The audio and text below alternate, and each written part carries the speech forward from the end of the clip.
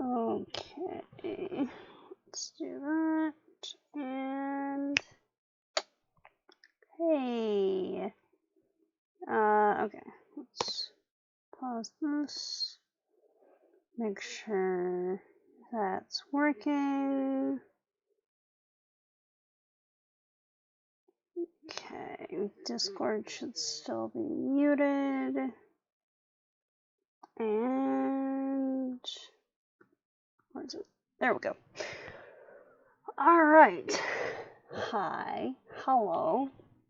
How y'all doing? Yeah. So, here we go.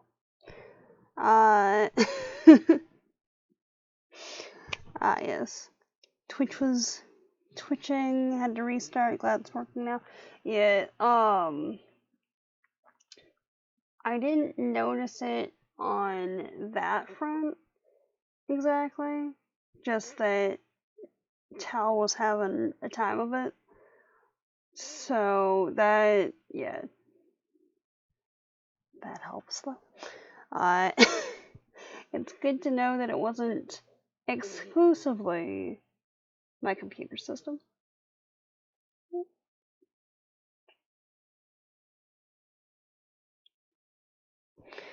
But yeah. Oh yes. And as Nightbot has said, getting some water is a good plan. Also, you might notice the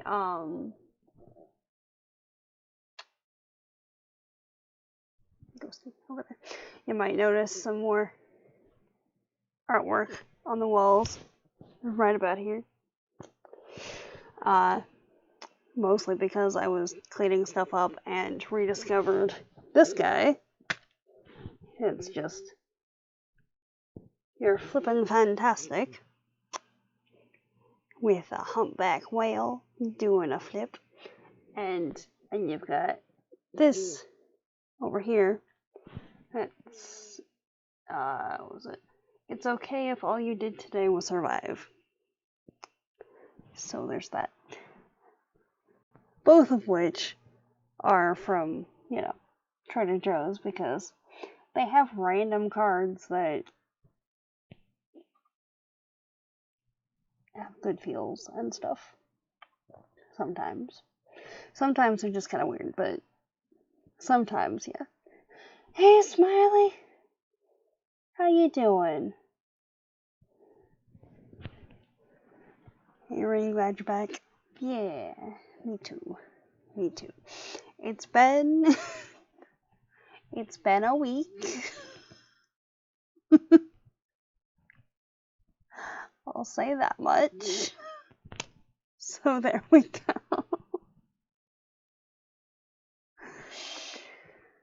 Oh, yeah. How you doing?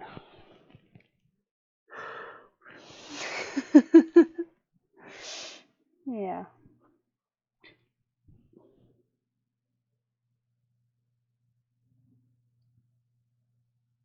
Don't mind me, I've just got a weird hangnail that I discovered just now. Anyway. Hi. Hello, friends. How's everything? Yeah, today's stream brought to you by, dandelion tea that may or may not be too hot to drink still. I don't know, we'll see. I mean, at least it smells like it was steeped long enough, so that's something. Last time I did tea, it ended up not tasting concentrated enough.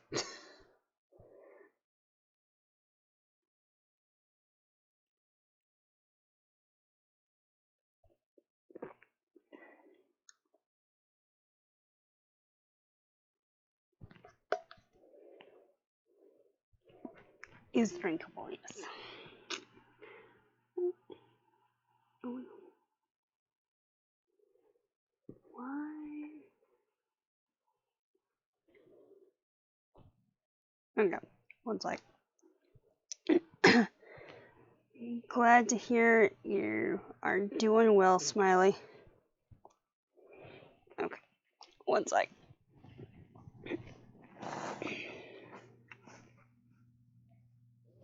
Apparently,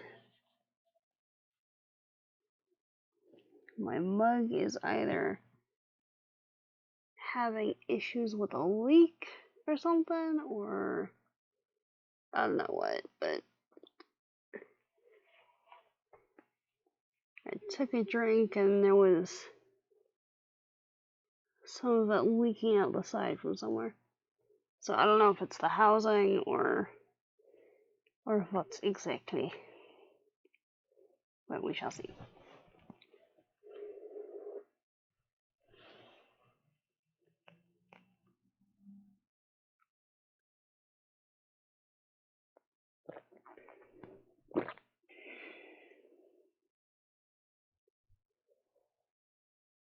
Well, it seems to be okay now. I know sometimes if it gets filled up above a certain point, then it has issues, so we'll see.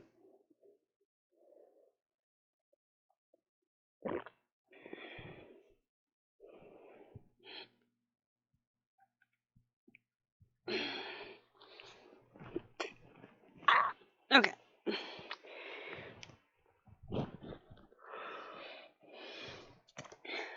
So, here we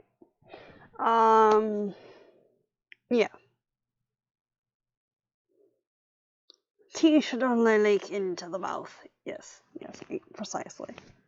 Oh, jeez. Okay.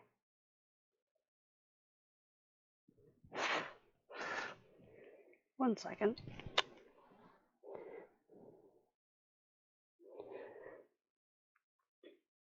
Don't know if it was a new thing or something I just noticed, but like, there was a full-on fingerprint just in the corner of the lens, which, for anyone familiar with spectacles, it's not the best placement there. Excuse me.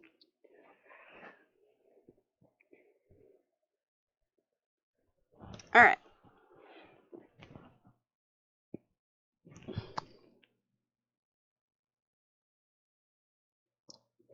Camera keeps wobbling. Is that fixable? Yeah, just one sec. I'm gonna move some stuff around and then we should be okay in a second.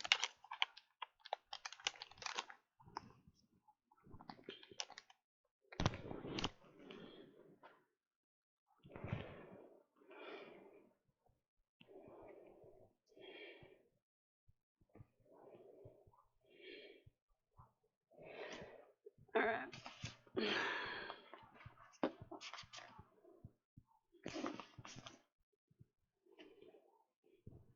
Okay.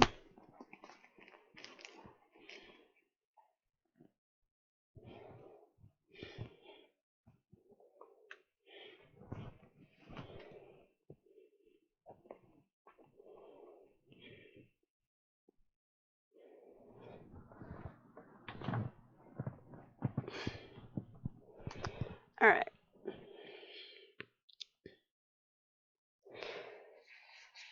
Now, it should be more stable just because it's not on my lap anymore. And is leaning up against some books and things. So, let me know if that helps at all.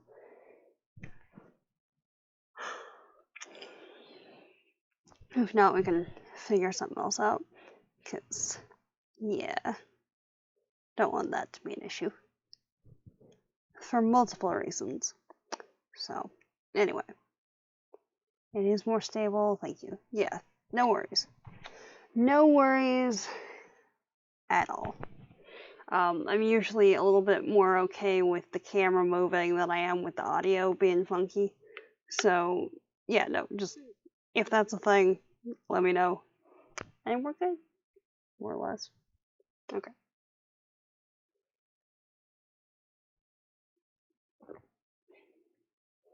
Yeah, it seems to just have been like a threshold thing. Which is annoying, but it's fine. Also, cute shirt. Is it new? No, actually. This one.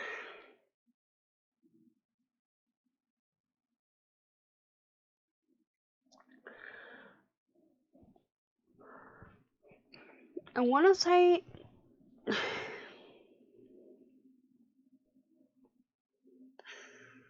Okay. Touched the lens, but apparently didn't transfer anything, which not mad at that. I want to say it's from like 2015, maybe. It's from the Book of Life, which is essentially like, I want to say it was a Disney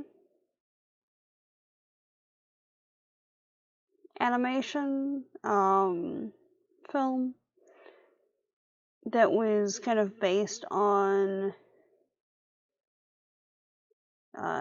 Dia de los Muertos, I think. So, yeah.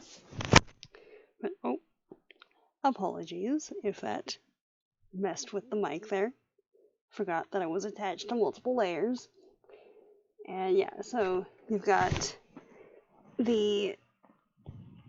essentially the skulls of the two main characters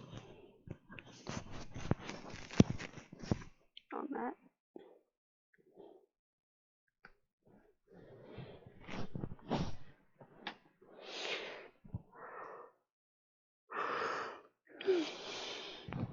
But yeah. Okay. So,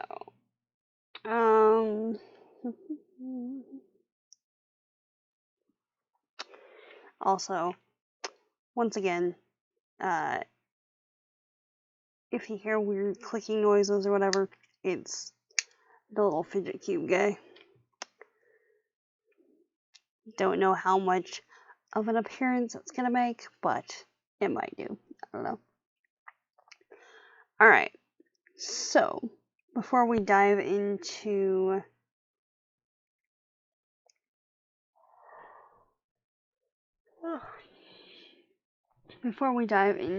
this week's literary shenanigans, anyone have observations, questions, points of interest, or whatnot that y'all wanna bring up or just dive on in?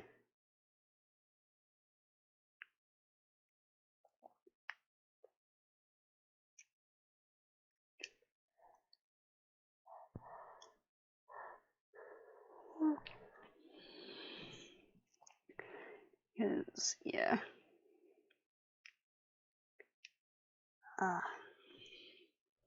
Okay.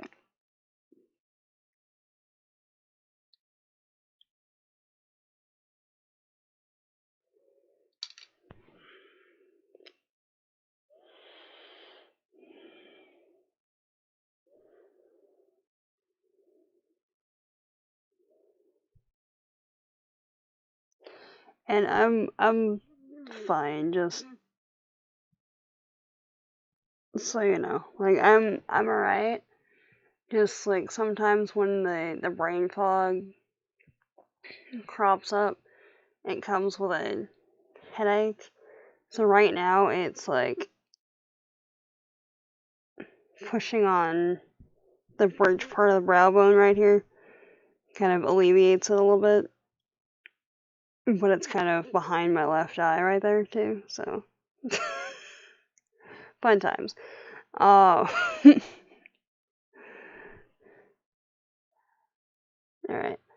Planning a large park takes a lot more politics and planning than we thought it would. Yeah.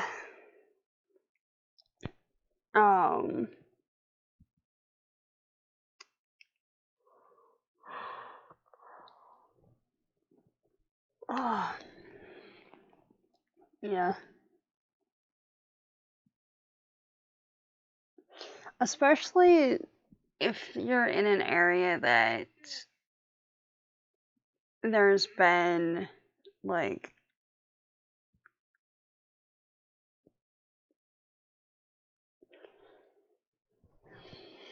maybe not political upheaval, but, like, yeah. Thanks for letting us know you're okay. We still hug you. Thank you for the hug, honeycomb.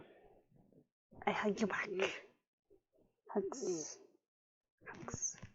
Yeah. Yeah, it's like, it's weird because it kind of feels like a sinus headache, but it's not. Because, like, that's like up here, not just like right there between the eyes. Like, why? Why? But, you know, just doing the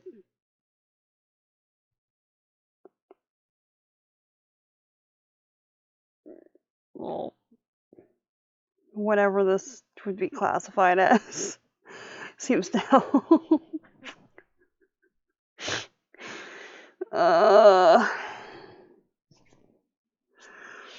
Okay.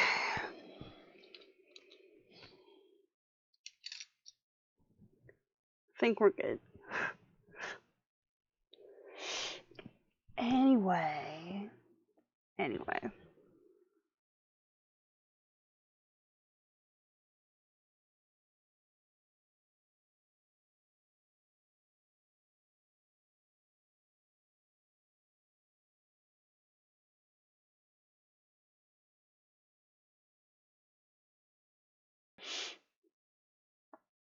Okay.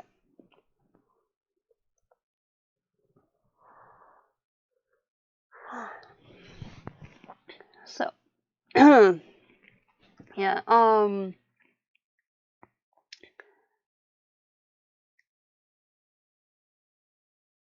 unless I read it and then forgot that I'd read it, I don't think I've gotten to the part where they're trying to construct a big park, because where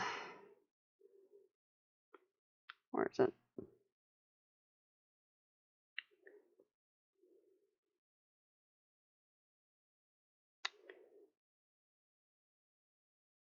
I left off at beautiful country, or beautiful palm country,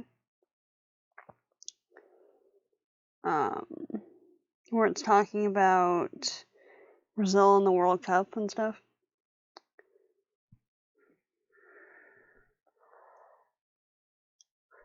But that said, what I know of, hey, come on, what I know of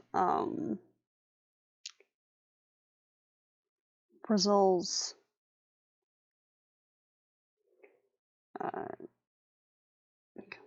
there we go. You haven't gotten to the tarot yet. From what I remember, no.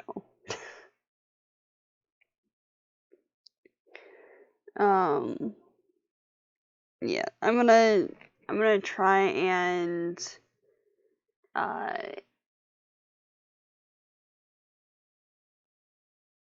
like pace out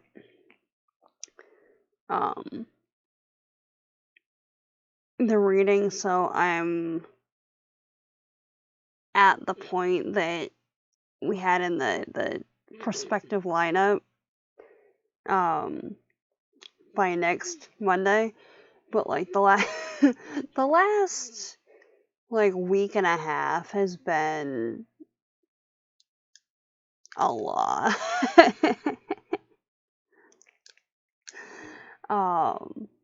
But yeah, so at present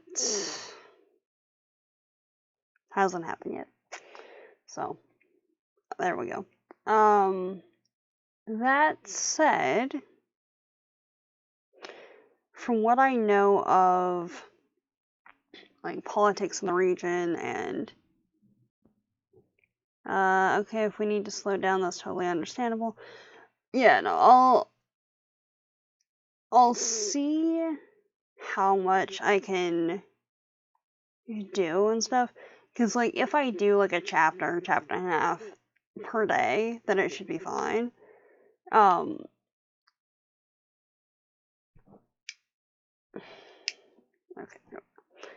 But, yeah. So, we shall see what happens on that front.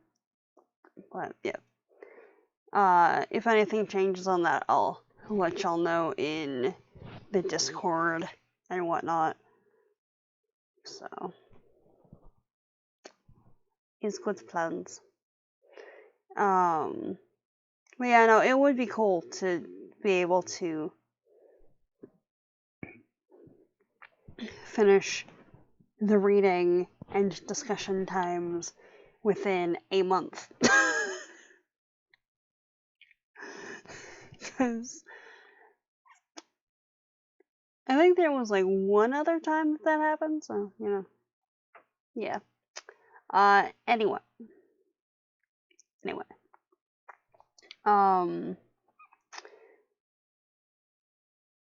We kind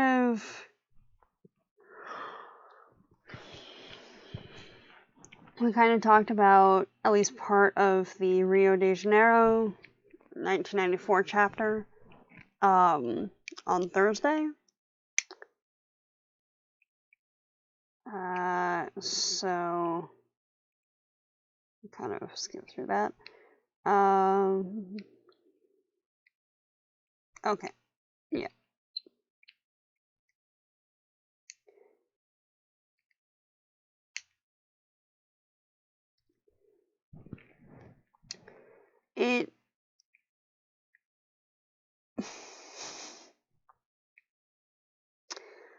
So, like, you've got Lotta, who was friends with several Americans, one of whom lived with her, i.e. Bishop.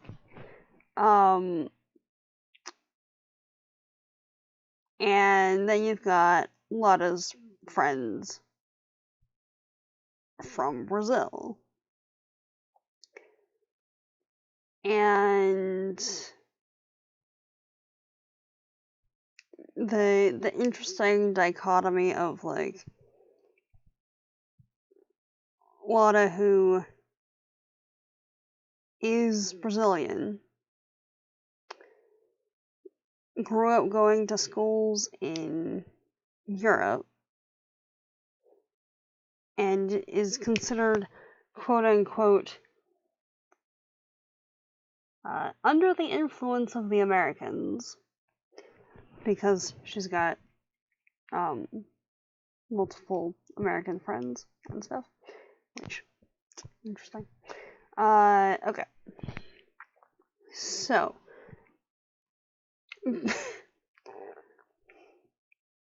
in this particular chapter, right, it's told predominantly from the angle of Nana talking about her friends, colleagues, associated people, etc. And at one point, like, they're dissecting the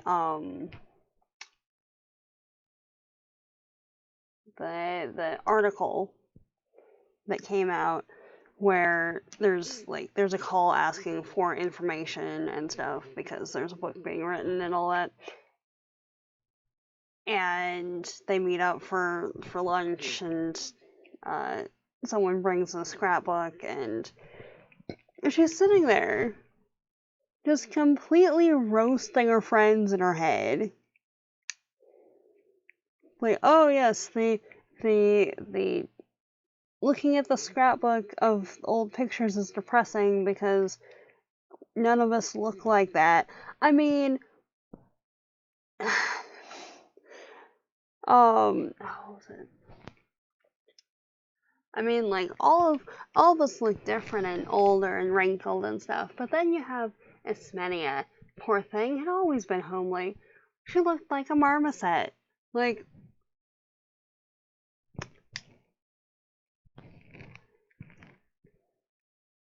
like you're really out here saying, oh yeah, like my friends that I've known for the last like 70 years, they're so awesome. Like, one of them looks like that.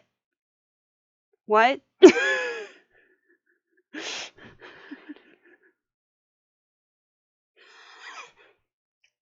Every time one of the Brazilians calls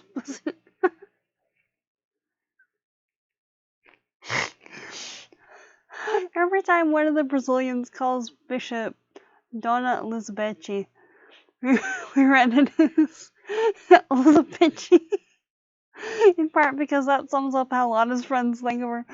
I mean, you're not wrong. You're not wrong.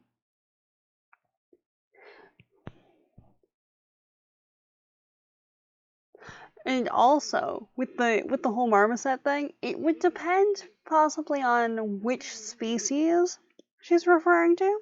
Cause like you've got you've got the like epic hairdo from that one up there. And then you've got like the utter adorableness from like this little buddy right there. I mean, you're still calling your friend like a monkey essentially. But whatever on that, I suppose. So there's that dude. And then like the full like rocker hairdo from these guys. It's like, yeah.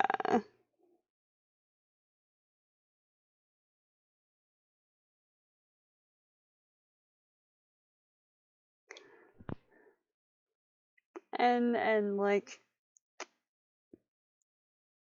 yeah. So seriously though, the complete and utter roasting of your friends for lols. Like, dude, what are you doing?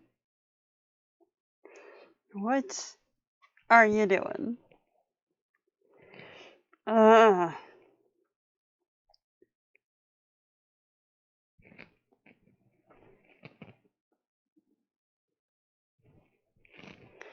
Marmoset's house style. We take that comparison.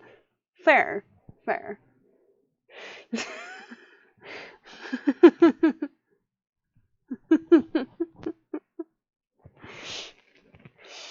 uh, and then we've got what was it?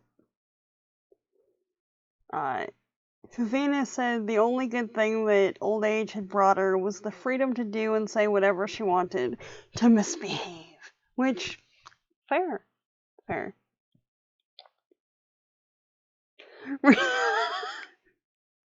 Realized that mentally we were picturing meerkats, which is completely the wrong continent. Yeah, yeah.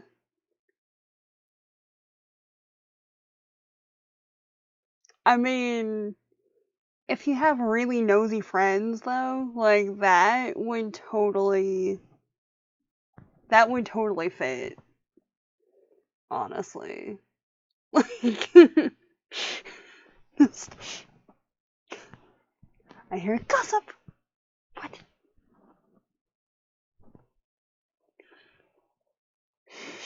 So yeah, there's that. Um,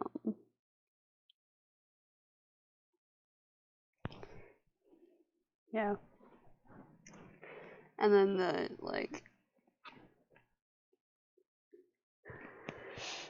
the outrage at the depiction of um Lota and stuff.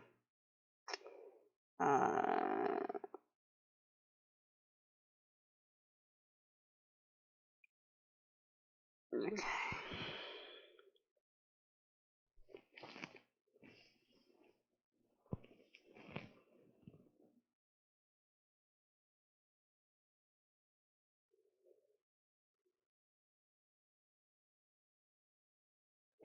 Okay.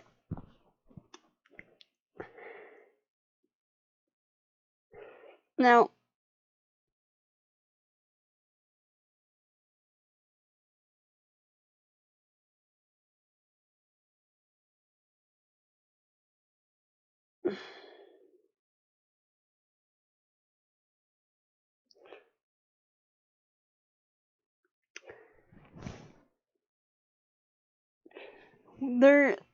during the whole exchange where the friends are sitting around, like, comparing how they're remembering the relationship between Bishop and Lotta and how it's being portrayed in the article and everything.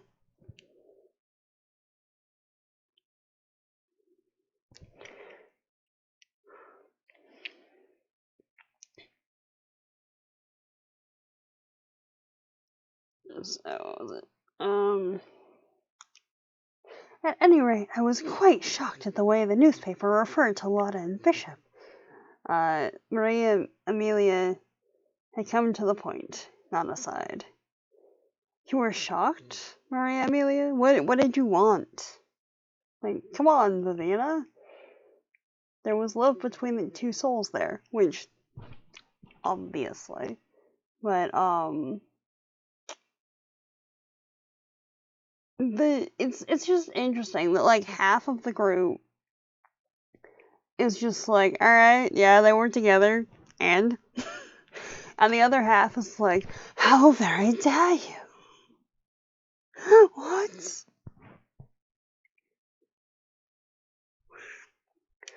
At which point, how much of that is, like,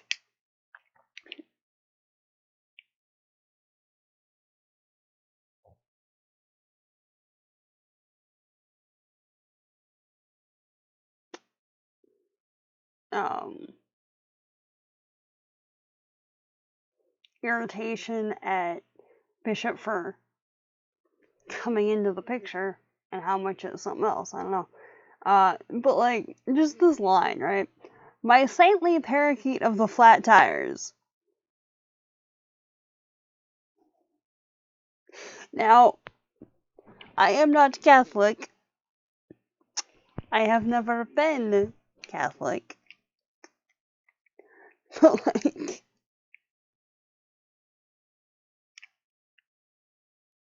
is that a thing that people say, or was that just, like, she was the person was talking, and that's just the a set of words that ended up spoken? Yeah, how much of that is anti-LGBTQ plus bigotry? Yeah. How much is, like, anti-LGBTQ plus bigotry? How much is, like, well, why wasn't I picked to be the partner? How much is, like, A, it's a thing that we don't know. B, it's kind of hard to have any kind of, like, speculation on that when it's real people involved. If it's, like, strictly characters, there's a little bit more leeway to, like, interpret whatever. But it's essentially a dual biography with a few, like, literary elements thrown in. So I hesitate to, like, take it more than that. So yeah, like, how much on what side are we dealing with at that point? Um,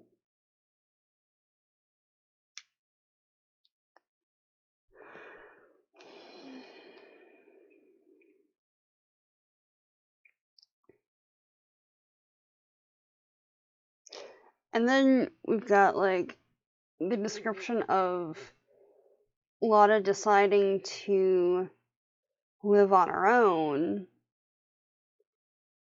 at a time when that wasn't really a thing that, like, young unmarried women did, but also kind of lived in a communal, like, situation. So, yeah. Will remain a question, but is a legit question. Yeah, no, totally. Totally. Like, it's one of those that even if you don't have the answer to it, it's something to keep in the back of your mind while reading something like that. Just because depending on the perspective that's being relayed at that point in the narrative, the intention behind what's said might change the underlying meaning, I suppose. As far as we know, there's no saint of the flat tires, but we're also not ever. But we also are not, nor ever have been Catholic. Well, brain, okay. Yeah. Exactly.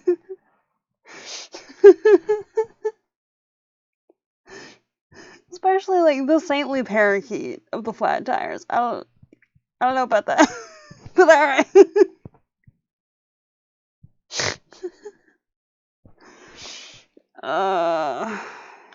Yeah.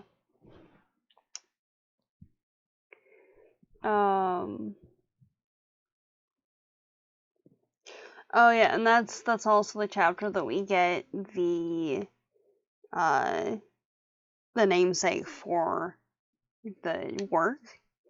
So we've got, there's a line, Carlos Lau. I know I'm pronouncing some of the names wrong, so apologies in advance.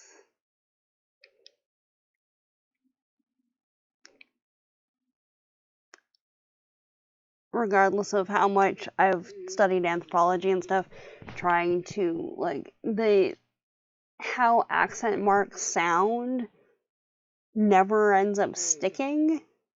Like, I know the like, the only one that stays in my brain is, like, the umlaut, just because it's part of the word. So it's like the is for the umlaut, kind of, from what I remember at least. That might be completely wrong, but you know. But between that and trying to roll the R's, which doesn't work, I don't know if that's just the shape of my palate or what, but like it doesn't happen. Maybe it made more sense in Portuguese. I don't know. Maybe it might. That's another thing too. Like, there's a lot of things that it might well just be a regional reference that I don't know about, or it might just be like an absurdist phrase that, like, I'm really stressed about something, so like, so actually let because otherwise I'm gonna be wondering about it.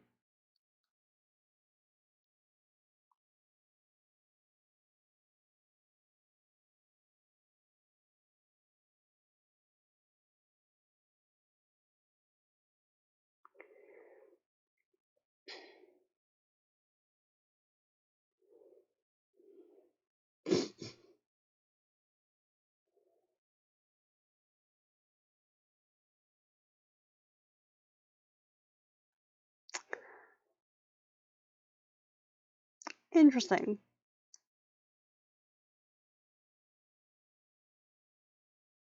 Okay.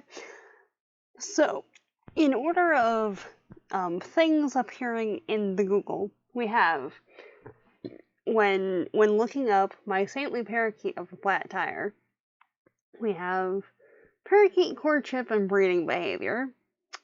Everything you need to know about your new parakeet. My Saintly Friends, a creative orthodox coloring book for kids. The most popular readings, reviews, poems, and letters from something. And like a few other random references. and like a used tire sales shop.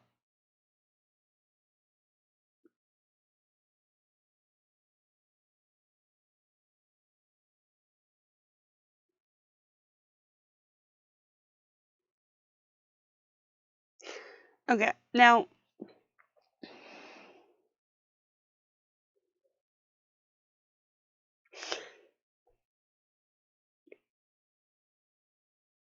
stuff that I write has multiple genres that it fits into. I realize anyone who's spent literally any time on the blog is probably aware of this. It kind of like there's the plant stuff and the art stuff and the psychology stuff and the metaphysical stuff that ends up in there sometimes.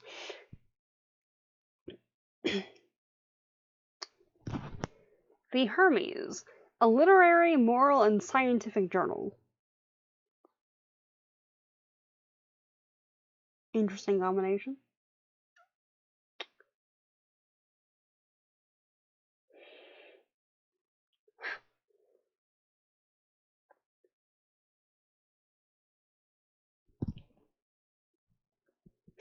Anyway, so there's that.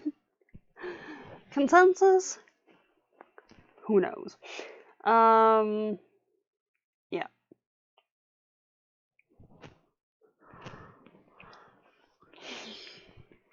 Anyway, so Carlos Leo, or Calaca, to his close friends, commemorated these meetings, i.e.,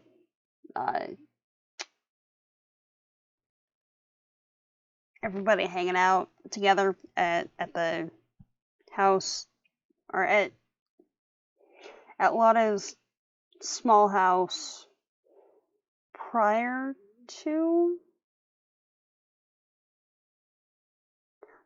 the one that is currently being built.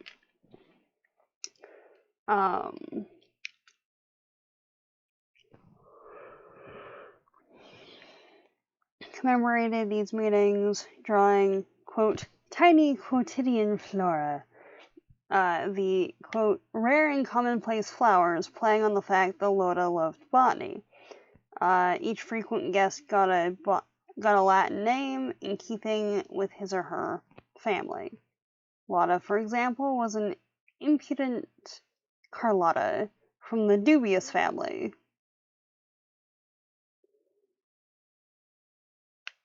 Calaca was a panic. So, like,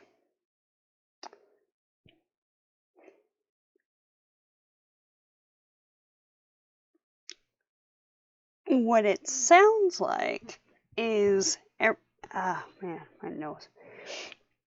All the frequent guests to the house got a Latin type name because of shenanigans, and Calaca didn't like that very much. But also, we've got Lotta, known as Impudent Carlotta of the dubious family, and Calaca, known as a panic. Which, I don't, because that's where my brain went initially. So, like, I I don't know on that. We'd be behind sainthood for dogs, so maybe parakeets have saintly qualities we haven't appreciated. Fair, yeah. Yes, we wondered what you'd think of that part. Yeah. Yeah. Yeah. Like, I do appreciate the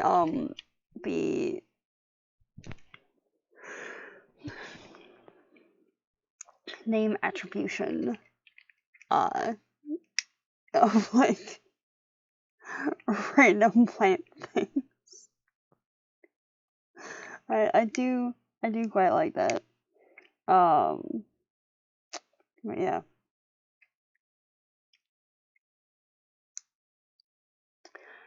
Also, right,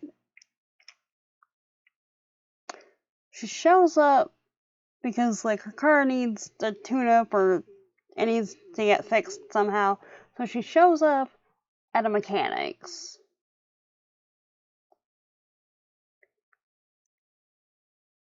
Sees a kid, like, sees the mechanic's son, who's just, like, chilling in a box because he can't walk because he had polio and his legs are, not wanting to work properly.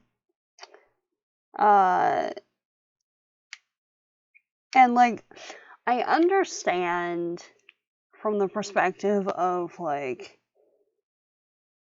I don't have enough resources to get my kid the help that he needs.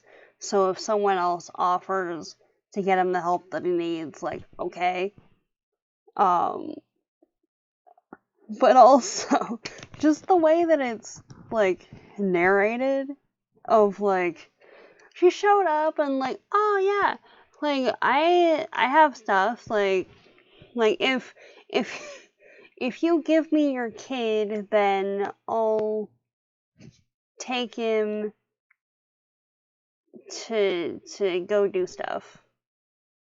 Like, alright, yeah, but, like, you have to take the dog too. Like,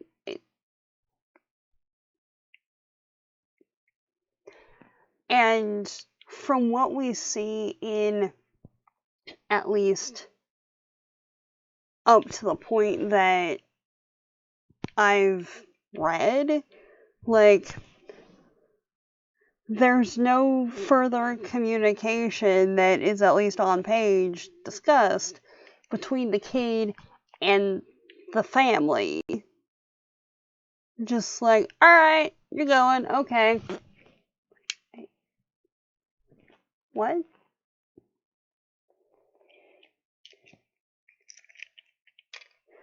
Which I realize is a thing that happens sometimes, but, like, also... Alright. Are we in the cacao chaotica species? I mean, it would work. It would work. Yeah. We can go with that. Yeah, you can be you can be part of the cacao chaotica species, yes. Yeah, the whole Kylo project was kinda weird. Yeah, like Kelso, yeah. Yeah, that was I don't know. And, like, from the sounds of it, right? Like, because there's never an age put on the kid. Just, there was a kid in a box with a dog, and what was it? Yeah.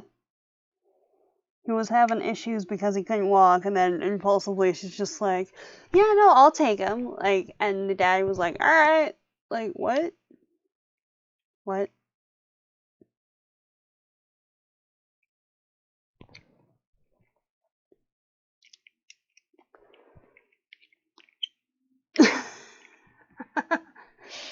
mean, it fits for Kylo too, honestly.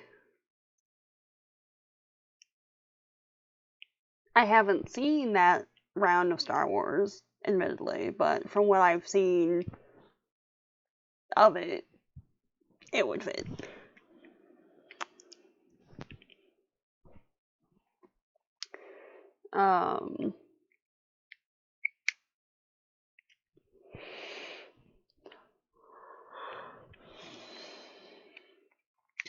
Yeah.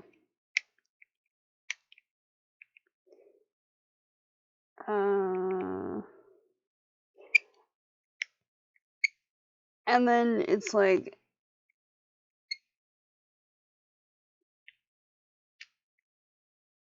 he grew up, had a bunch of kids, and was like getting up in Lotta's face about money. And then, what was it? The last section in here, right? Who knows if Maria Amelia wasn't right? Maybe Lotta saw in Bishop a wounded little girl whom she wanted to save.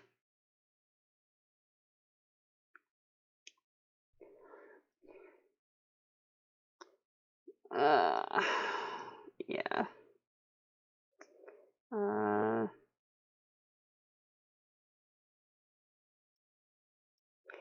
Like,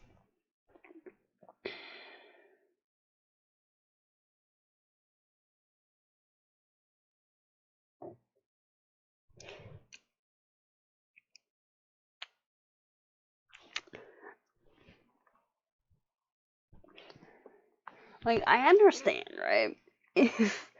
If like there's a situation and you know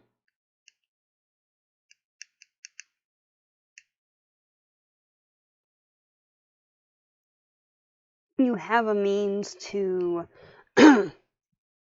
make someone's life better in some way, because there was like a perceived or actual deficit in something. But like,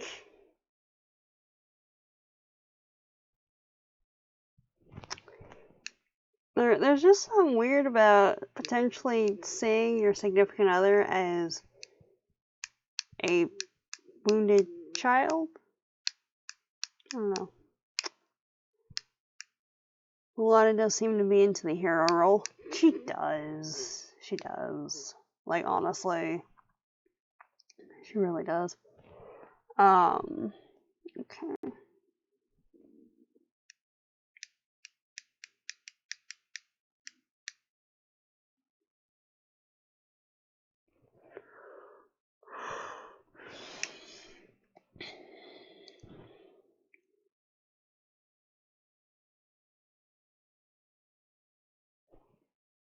Oh, yeah. So, she's trying to kind of, like, she's very into the hero role when it comes to other people and things. And then, when it comes to, like, environmental conditions or whatever else. Hey, Eel! How you doing? How are you doing today?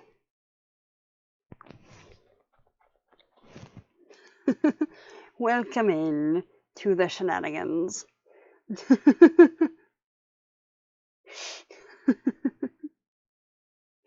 Like, so she wants to dam the river that is going past the house that's taken like years upon years to build. And it's still not done. Aw, thank you for the hugs, Eel. I hug you back. Actually.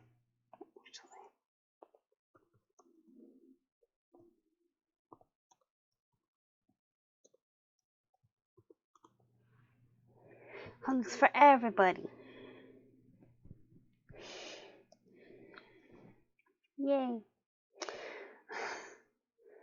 Doing well, working on my CCC, and hoping to do a comic. Oh, nice. Very nice. Okay. I'm having a brain fart. What's CCC?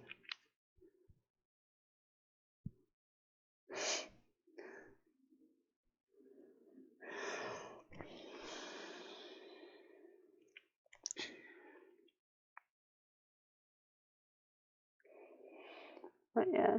So, like, community creative challenge the FAR does. Oh, nice. Yeah. Awesome.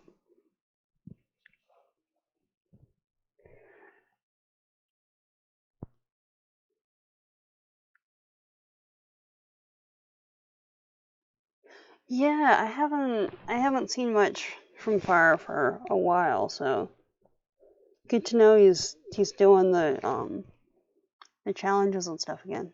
Very cool. Very cool.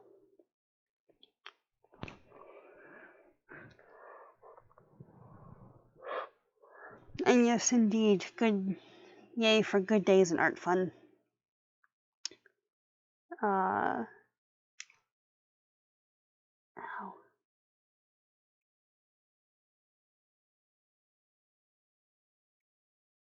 One sec. For some reason, this one spot on my ear right here is just like insanely itchy right now. It's like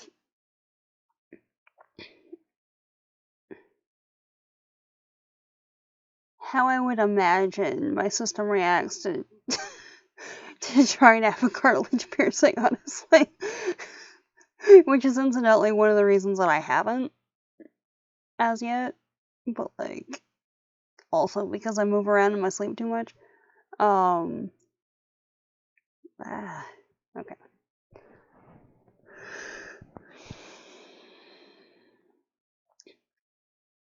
Cat is telling me to take my meds, VRB. Okay. Good kitty. That is a very good kitty. Because meds are of much import. We'll see you shortly. Okay. So, right.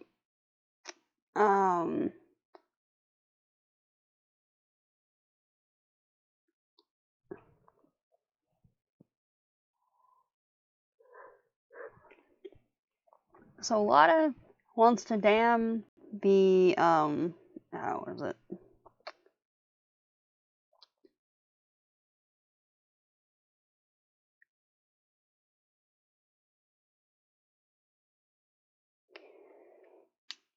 Wants to dam the water source that goes in front of the studio she's building.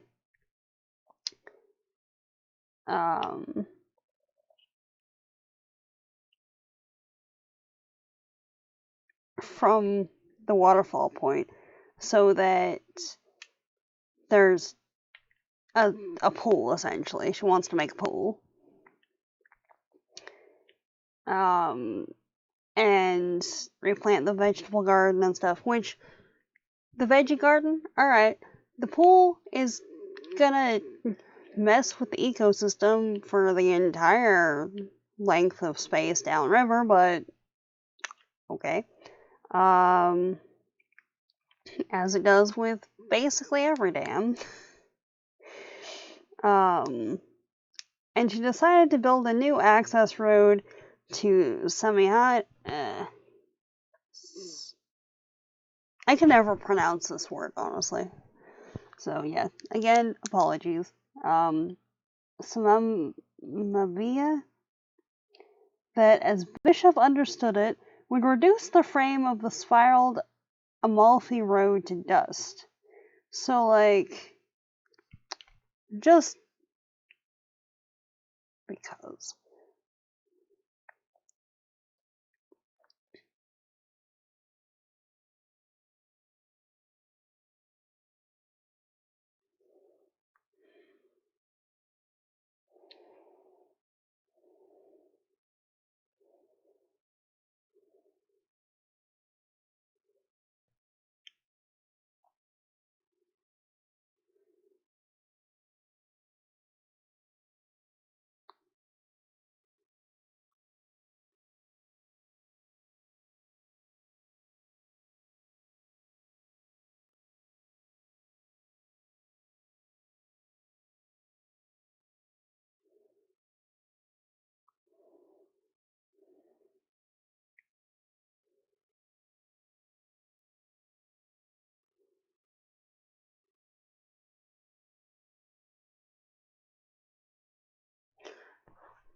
1 second.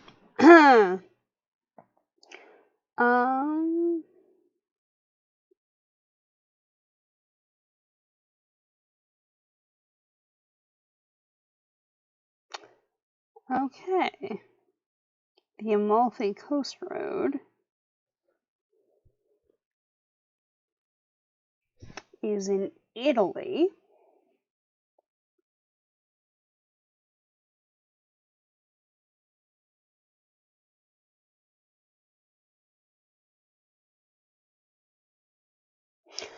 We've reduced the fame of wow. Okay, I can't read today apparently. Okay. So she wanted to construct like a famous sightseeing road that would be super amazing enough that it rendered the Amalfi inconsequential, essentially. Okay.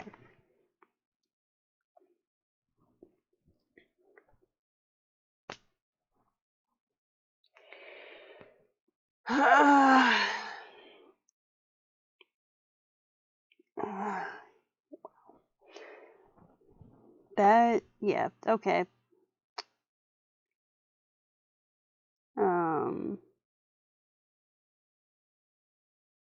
Alright.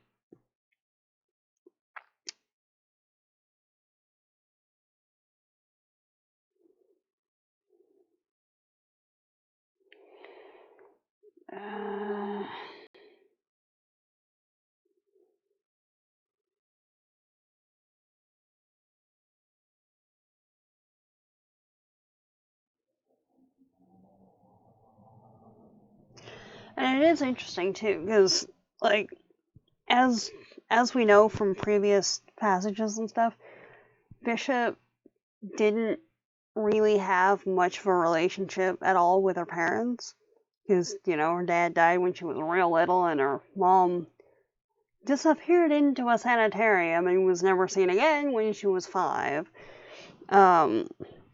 So it's interesting because there's a couple of places in here where it's talking about how she really liked certain works because there were discussions and like depictions of the relationships between the main character, the girl, and her family, and like the detailed notes about like the relationship to her parents and everything else. So yeah, the construction process didn't seem very eco-friendly. Yeah, like they're essentially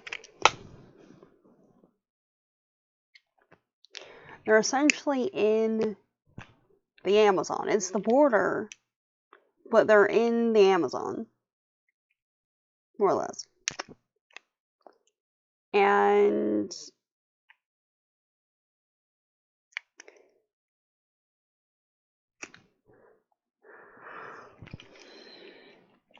she wants to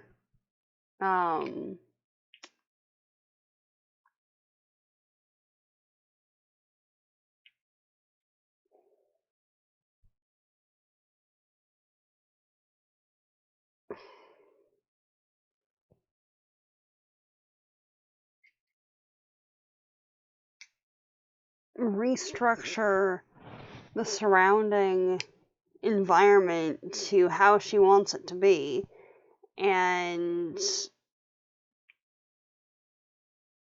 is annoyed that like it's interesting. She likes the animals being in the environment, but she's annoyed that the animals are in the environment. Or that may or may not just be the cat that they're sharing the space with. I don't know at this point.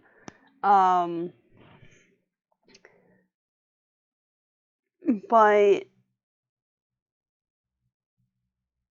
just from that one passage, she wants to create what's essentially a spiraled sightseeing road going around the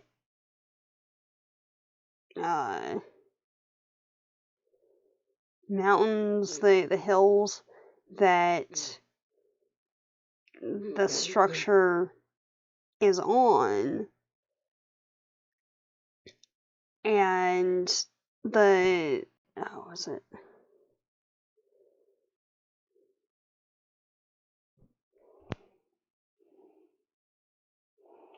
the Amalfi was like, when I looked it up, it was saying that it was 50 kilometers of road along the coast, and excavating and laying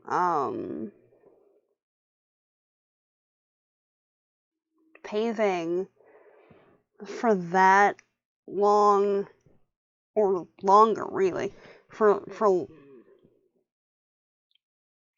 longer than that of a road in that environment would very negatively impact the wildlife and the plants and any indigenous communities that happen to still be in the area for like many generations. So like, as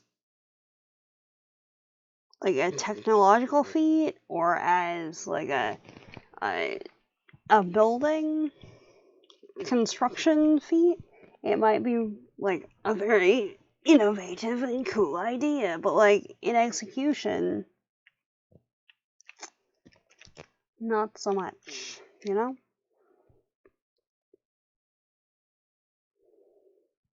So, yeah.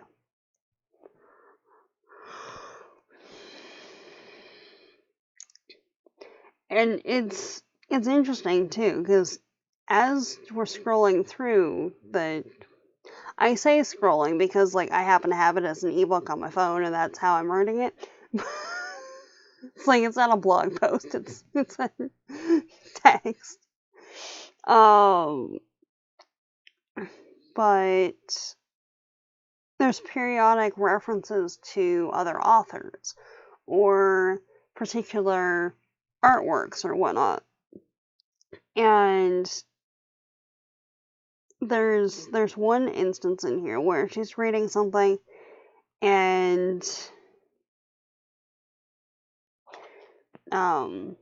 underlines a phrase that's what was it?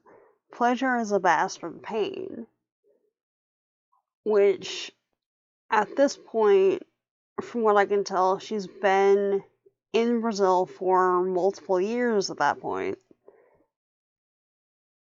And like living with Lota and everything that comes with that, and all that. But it is kind of poignant that at that point in her story, that's a phrase that she seems to have identified with. And again, how much of it is interpretation by the author and how much is like literal events that occurred, like as they're written on page. So I don't know, but something to be aware of.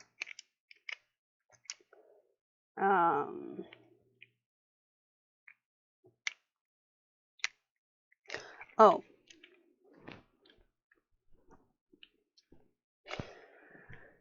right. So, and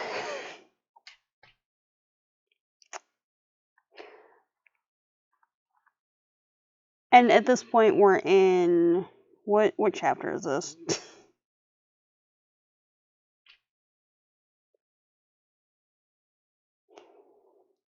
everyday life. Think. Come on. Nope. Come on. What are you doing?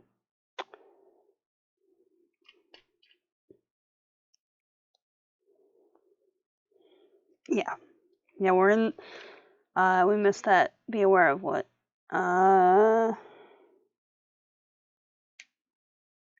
Okay.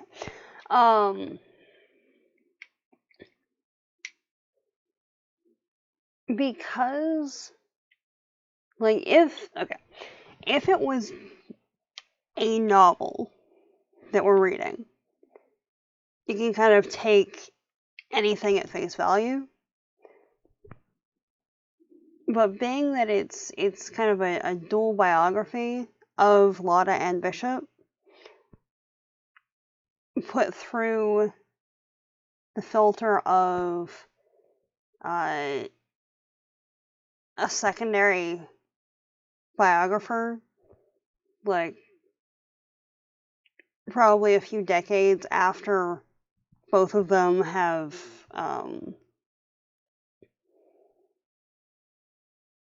either died, because being that I don't know the backstory of the people involved, I don't know, but at least the only first-hand accounts of information that we're seeing, at least so far, are from Lotta's friends that really didn't like Bishop. But when it's saying that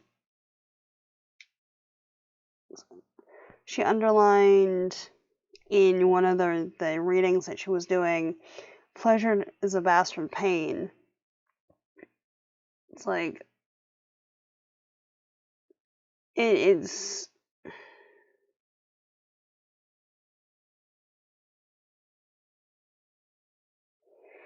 it depends on how it's being interpreted, kind of.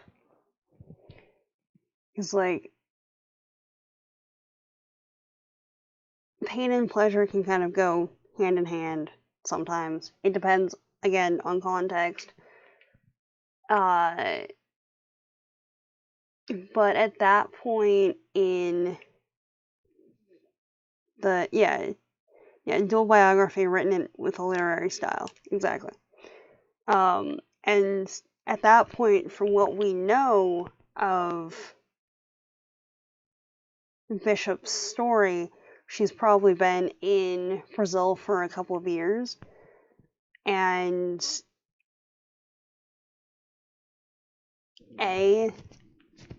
it was originally written in Portuguese, so there might, like, I know that the translator tried really hard to bring over the intent of the initial dialogue and everything, but you have the elements of it being a translated work and a literary interpretation of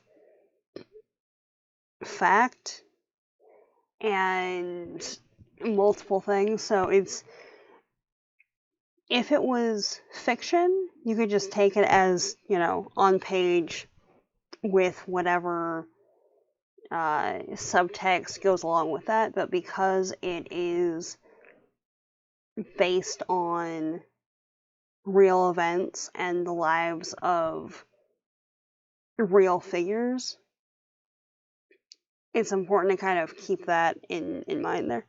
We did look up the author on Wikipedia, and it sounds like he was very pessimistic. Oh, okay. Yeah. Which, that tracks. Yeah. That tracks pretty well. So, yeah.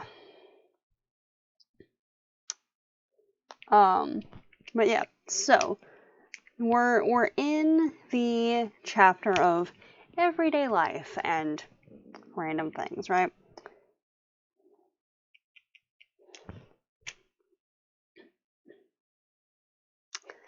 Now, Stands to reason the bishop admired him because she felt pessimistic. Yeah, totally. Totally understandable with that. Like, okay.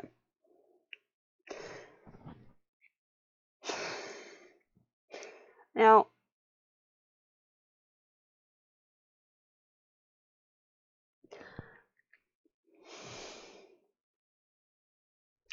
I realize that everyone has their own ways of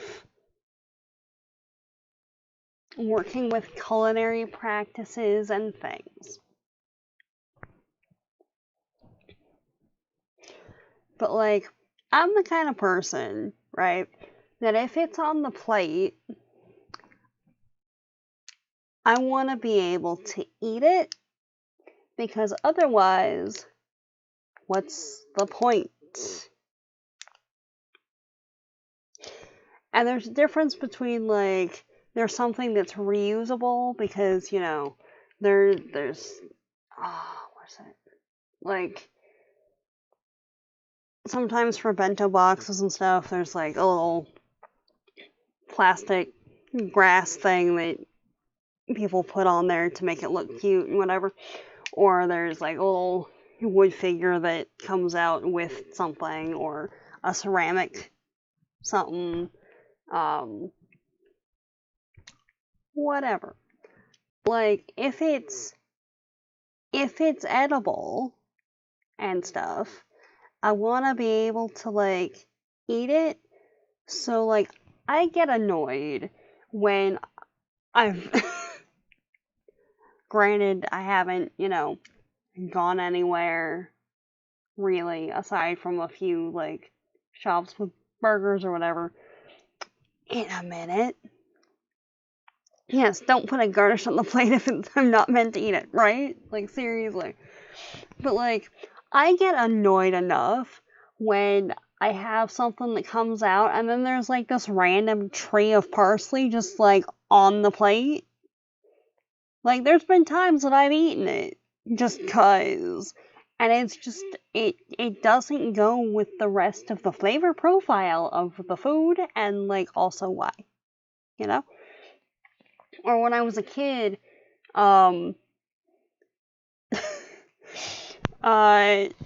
we used to have lime jello with pears in it, which just, as a thing, right? If that's a thing, lime and pear together was that was a tasty flavor combo. I'll say that much. But it was lime jello with pears and pear juice in it, and a cream cheese frosting with, like, maraschino cherries on top of it, which,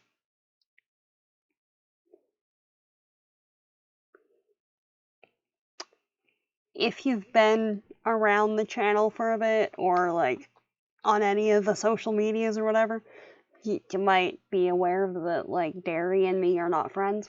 So, like, I always ended up with either having to scrape off the topping stuff, or, like, just have one of the random pieces that didn't get the frosting. So, like, not mad at that. But it was invariably presented, like, on a lettuce leaf.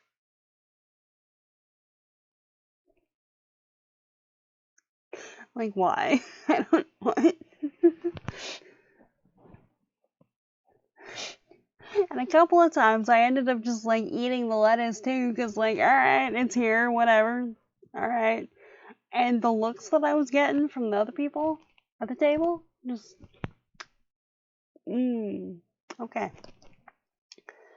But then, in here, right, we've got, what's it say? She'd serve the rice, and this is, like, Italusa.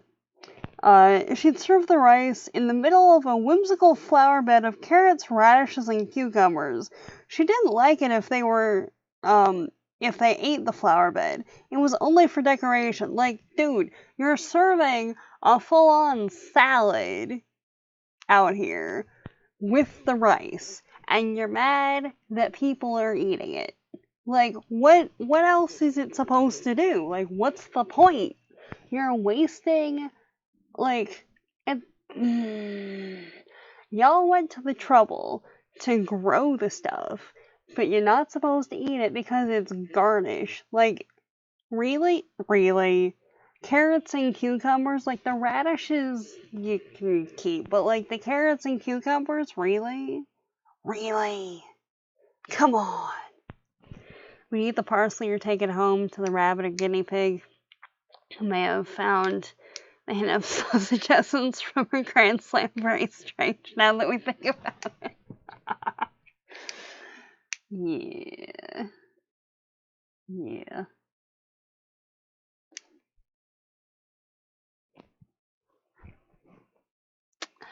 I mean. Yeah, no, I remember, I think we might have brought the parsley home once or twice for the rabbits. But, yeah. Seriously though, there's so many times that it's like you've got a plate that's like this big and like a full corner of it, just like that much is just like a random blob of parsley or like lettuce that you're not supposed to eat. Like, what's the point? Why? Like, you're serving me chicken fingers on a bed of lettuce. Okay, I have a salad now, I guess. I don't know. Like, what?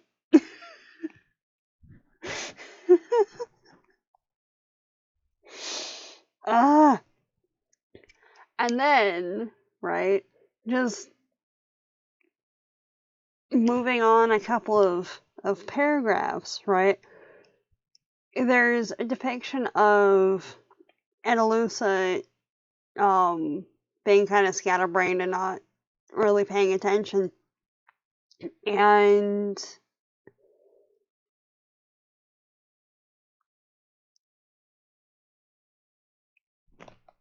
Bishop immediately attributing it to something that she did or didn't do, which it's like, yes, hello, trauma response. How are you today?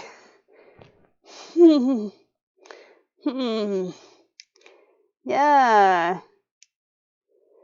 So, fun times there.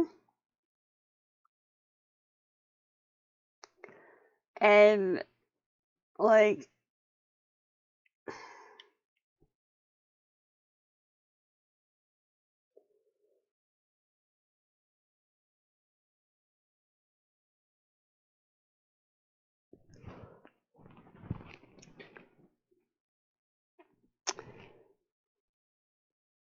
we've got that. And then we've got Andalusa and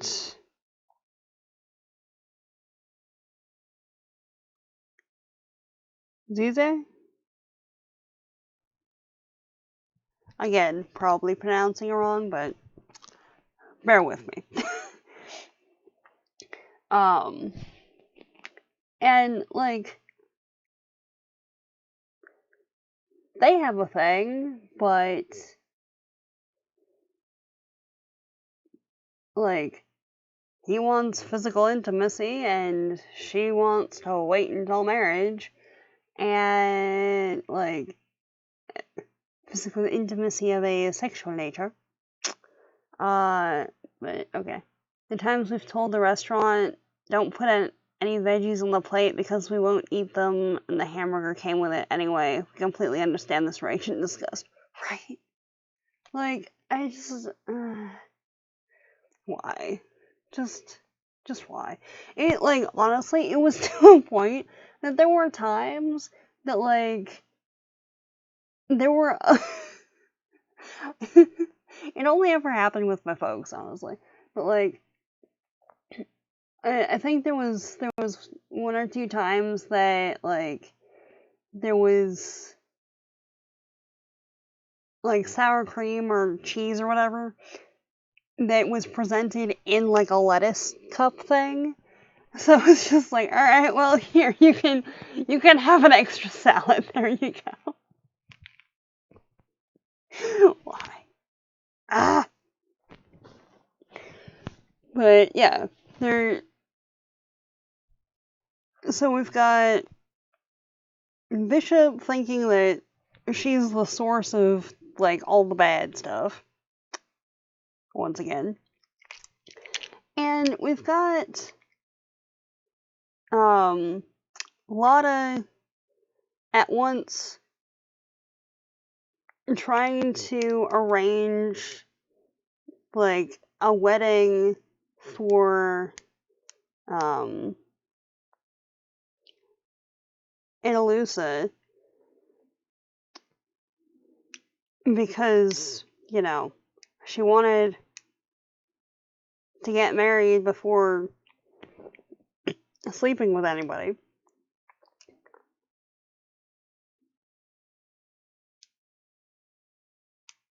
Even though the relationship seems kinda toxic. Or at least not the best, really, for all parties involved, you know? But, what was it? Essentially tells, Zize to, you know, what is it? Yeah, to, quote, insist on your rights. Like, what? Excuse you? How dare? What? Did not like it when Lota told Zize to insist on his rights. Right? Like, you... What? Like, no. No. No, nuh-uh. Do not even with that. Thanks. And yeah, that marriage was doomed from the get-go. Right? Like, y'all obviously have two very different outlooks on how this is gonna go.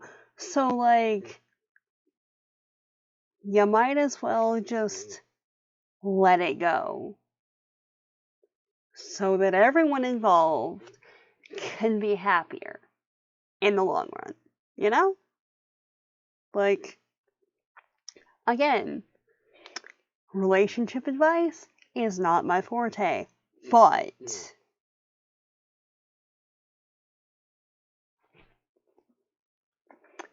I'm gonna put out there that, like, everyone being on the same page and not just, you know, getting hitched so that the sexy times can happen is probably a good idea, you know?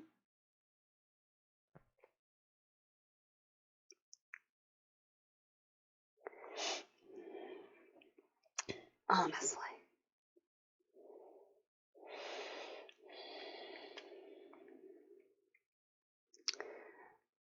And then we've got, like, Bishop talking to her friends in the States, but it's not wrong advice, though, right? Like, yeah, exactly. Exactly. Like,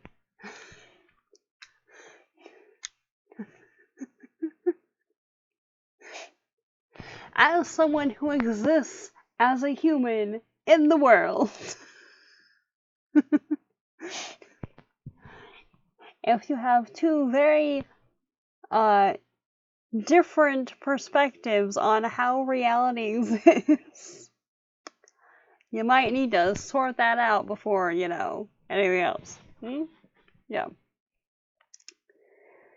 And then we've got, like, a passage where Bishop is communicating with her friends in the States, and, like, at first she would, like, read out what was being discussed, to Lota, and then after time, Lota was just, like, fully opening her mail, and was, like, from the sounds of it at least, like, let me know how y'all interpret this too, but, like, from the sounds of it, what was it? At first, Bishop would read and report to Lota. With time, Lota began to open Bishop's letters herself. She disapproved of depressed friends. They weren't good for Bishop. She wrote postscripts and letters to Golden Fisdale, American pianist that Bishop had met through Lota. She sent her regards to Marianne Moore. And then rarely did Lota and Bishop part, and going from there. So, like, it's a very codependent type relationship, from the sounds of it. And once again, Lota seems to be isolating Bishop and not respecting her boundaries. And trying to, at least seemingly, control her interactions with her friends and any outside contact therein. To the point of, like, essentially editing the letters that get sent out with, like, the postscripts and whatever else. So, like, can you not? Like, can you not? Right? Here's the mail opening and responding to and weeding out mail. Seriously, like, there's being a concerned partner of, like, if someone is in a fragile headspace at a particular time, being directly exposed to any number of things might have a negative impact. And there's, like, being controlling. And at least at this point, all of this seems to be falling far more in the latter category, you know? On top of, like, the essentially infantilization of Bishop as, like,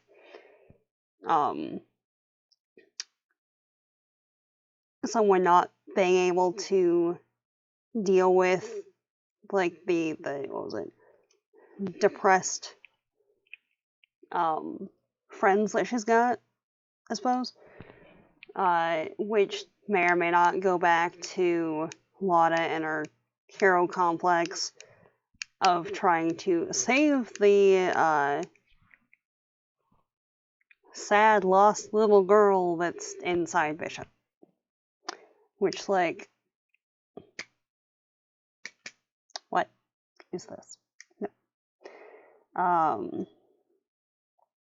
And on top of which, if Lota and Bishop are basically always together, and, like, that's the lens that Bishop is seeing Brazil and essentially everything around her through, that is going to massively impact how she's seeing everything too.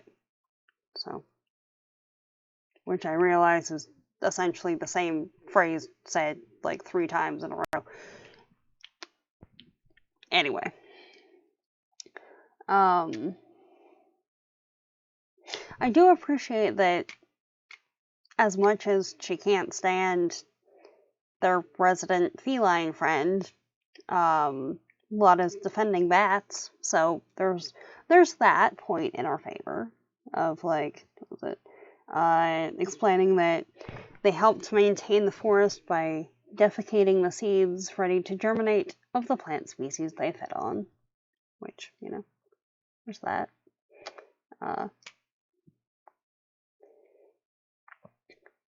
But, like, okay.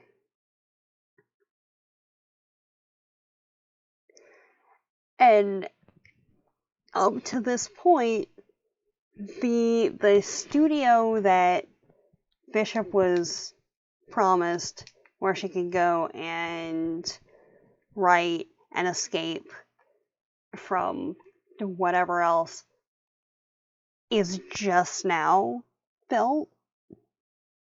And just the line, right? Bishop sat down in her chair in her space, feeling so happy she thought she'd weep for a week on end. If you're feeling so overwhelmed and so, like, isolated and everything else, that when you have, like, a space that's just for you, and it's like, it's in your house, essentially, or what could be attributed to be your house. But, like,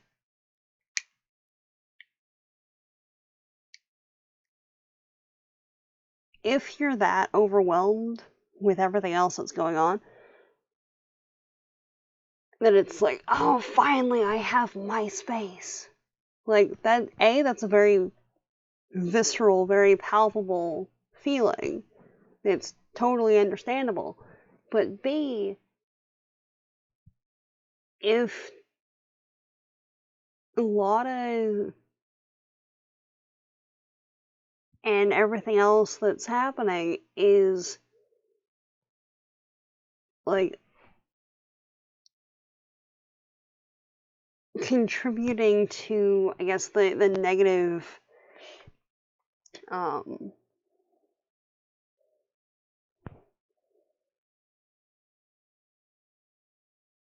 feeling, the negative, like, emotion that would be part and parcel of that, more or less. Like, something needs to change with that dynamic. Seriously. Alright, bats are friends, yes. Bats are definitely friends. Just don't hang out in their poop. Which is a good idea for any animal's poop. Yes, indeed. Like,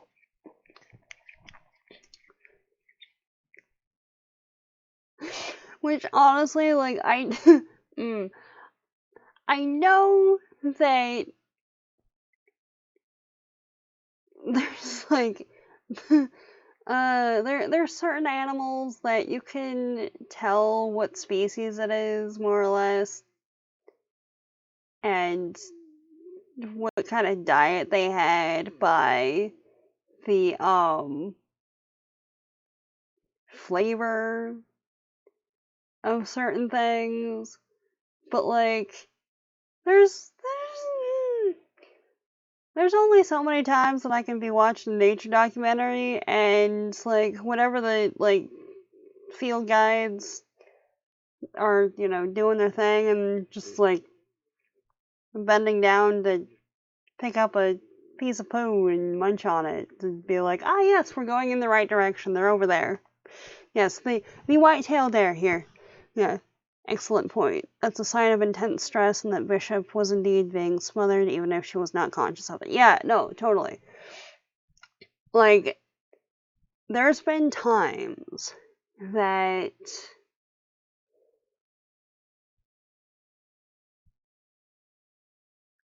I've been stressed, not to that point, but, like, enough that I have to retreat to somewhere. And when that's not been an option, there's, like,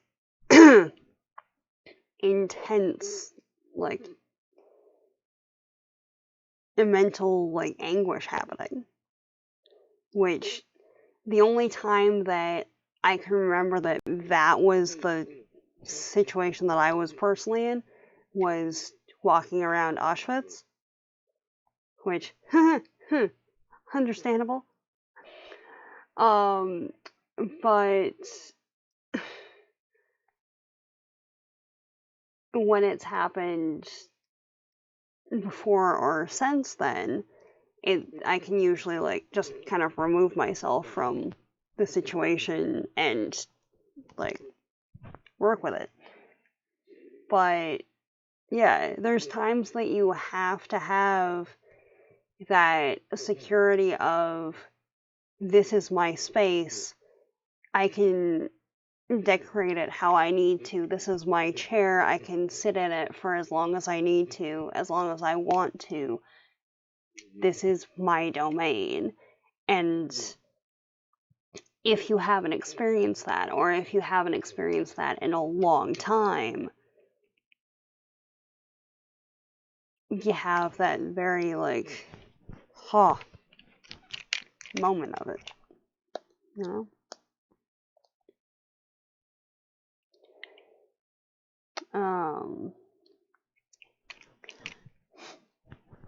Also, right, having a little bit of a pivot back to the plant stuff.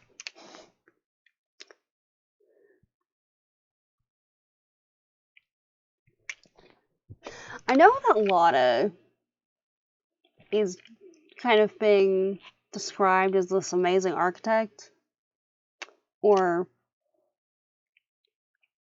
genius patron of the arts, or what have you.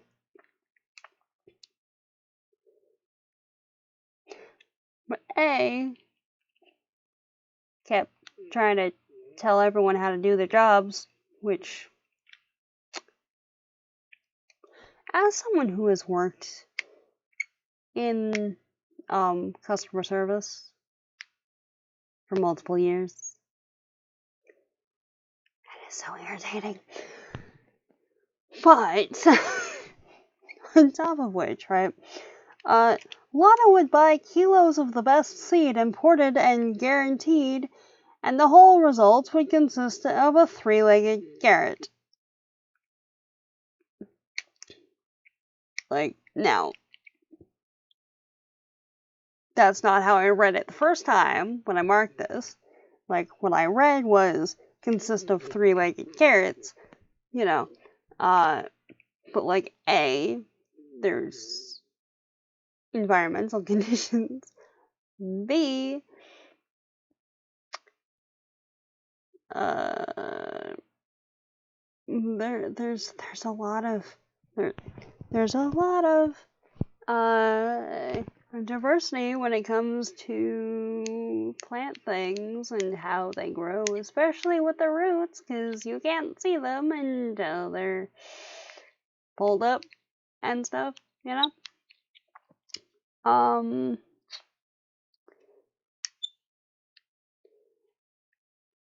And actually, let me see, because I meant to look this up and forgot. Let's see.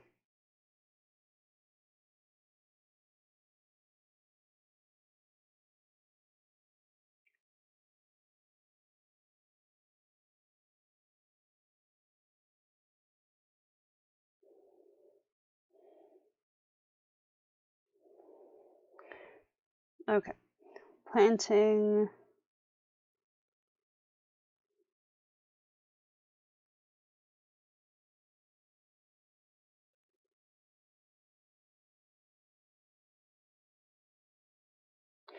Okay, yeah, because there's a section where it's talking about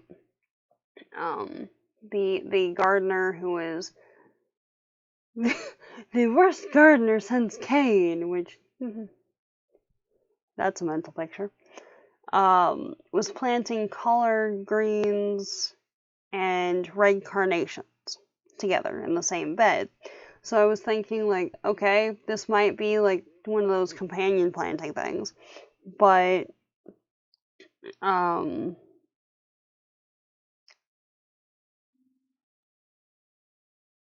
I'm not seeing any mention of carnations at all. I just know that carnations tend to spring up pretty easily in disturbed soil. And that you shouldn't plant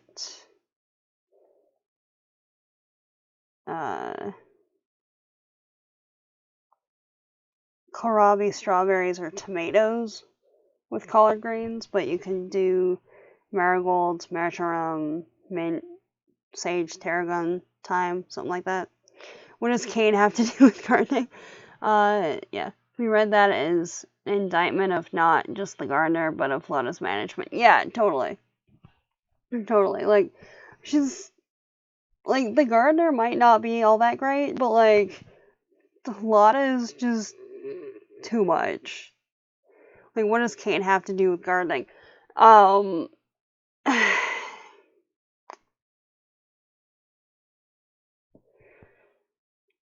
Yeah, it...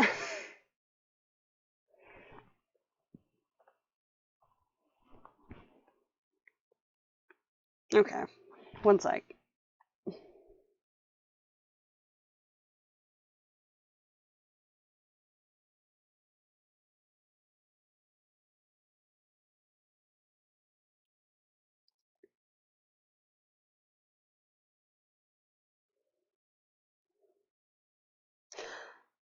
Okay. Why shouldn't you plant those plants together? That one, I don't know, honestly. Okay.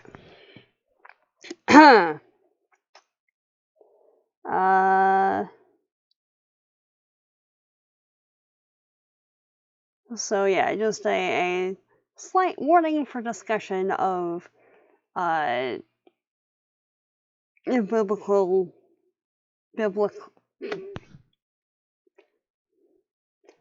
biblical shenanigans. So, yeah. Give me a minute and then come back if that's an issue for you. Cain is a biblical figure in the book of Genesis within Abrahamic religions.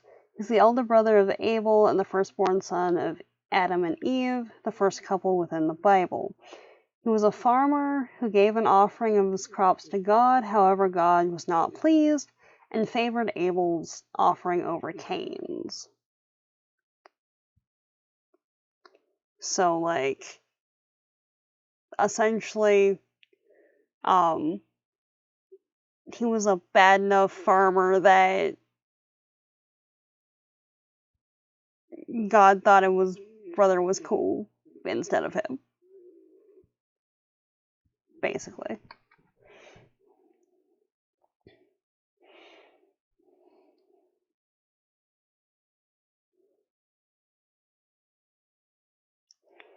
Okay, so let's go back.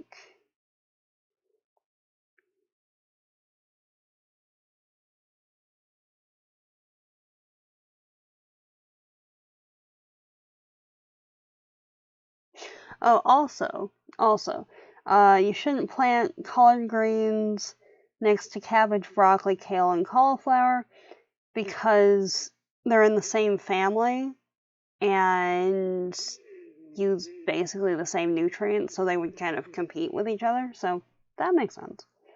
But yeah, essentially, yeah, the brassicas. Okay, but Bible talk over. Yes, indeed. So yeah, the brassicas kind of compete with each other to get resources and stuff. They do not play nice, apparently.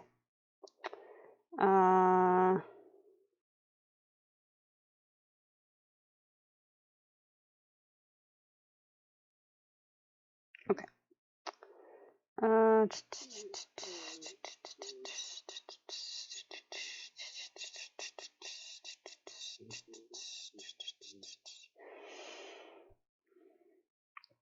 Um,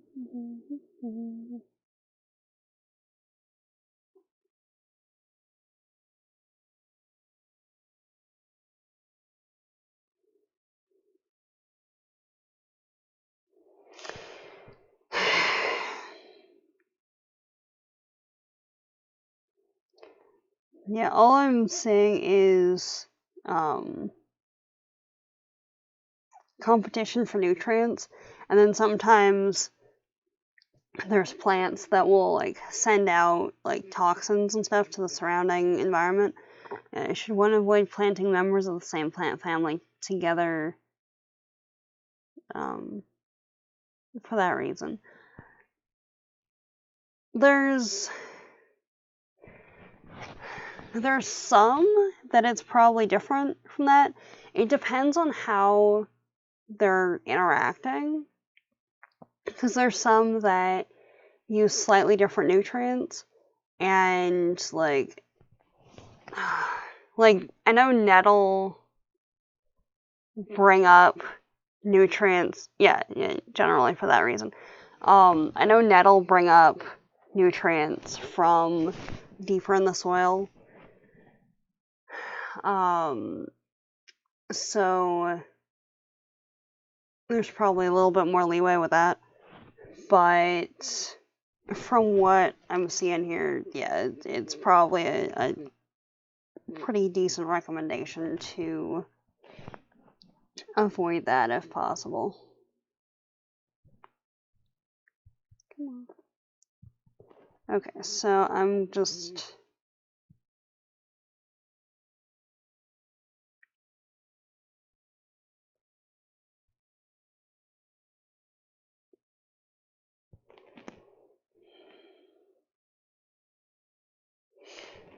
Alright.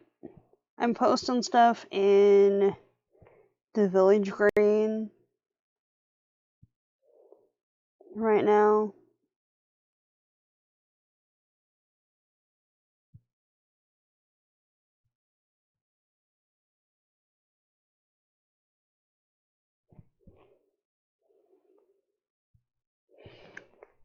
So yeah, the two articles that I was talking about are now...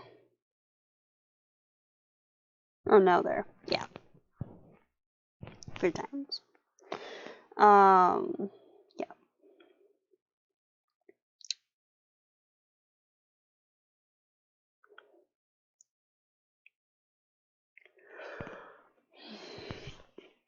And then we have a line, what was it?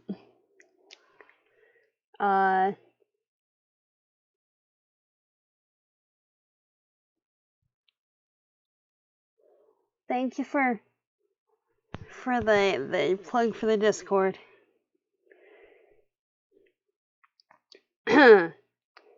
Quote, Lota swung schizophrenically between fury and condescension. Condescension. Exasperation and tenderness.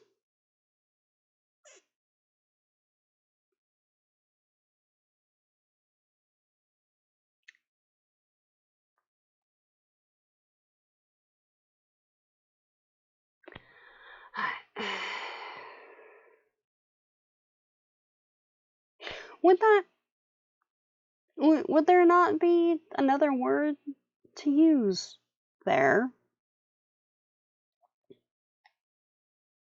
Like, swung wildly,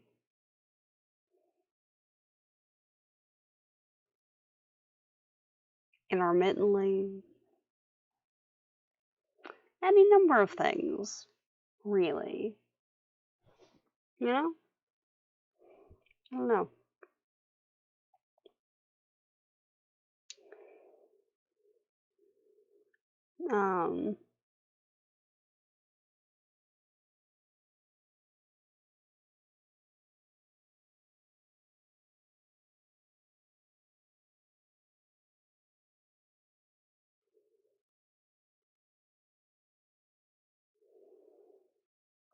And then there's the interesting... Ow, okay.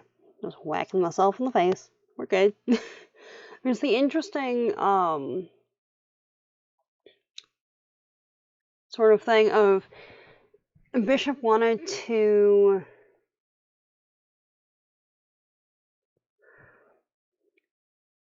have like a turkey dinner, so was all excited to start cooking the turkey and came down and there's the turkey tied to a leg of the table, just chilling. And it's interesting because there's like, what's the passage? Today we'll give him cane liquor all day, we'll kill him tomorrow. Bishop thought the cane liquor was an act of piety, a kind of narcotic so the turkey would cope with the execution better, poor thing. Which, it depends on how they're kind of approaching it, because in some respects, I understand your point, but also think schizophrenically gives more of a sense of abrupt, sharp changes. Fair.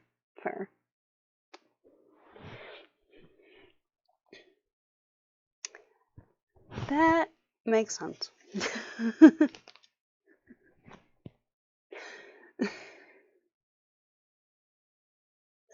It's like I've actively tried to stop using phrases like, oh, it's crazy or something.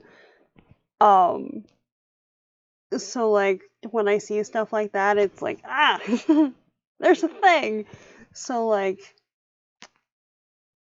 good to get a second opinion on that one. Yeah. Yeah, it is a very evocative way of phrasing. And like with the turkey situation, right? It's like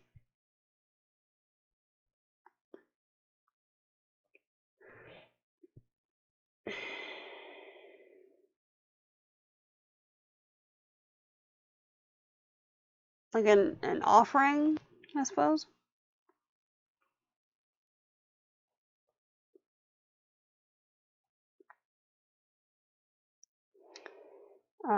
And okay. The only thing that I can figure is like someone has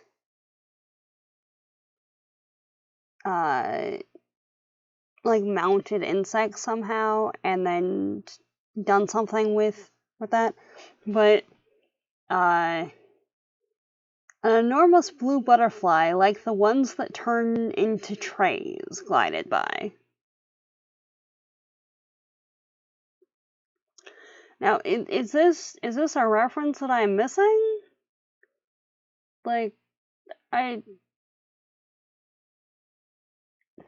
are we talking like literal, like it's a tray, or like they just flatten their wings and kind of glide, so they kind of look like flying trays? I don't know. There's a connotation of irrationality too. We also thought about the usage though. Yeah, no, totally. Totally understandable. And then there's the whole like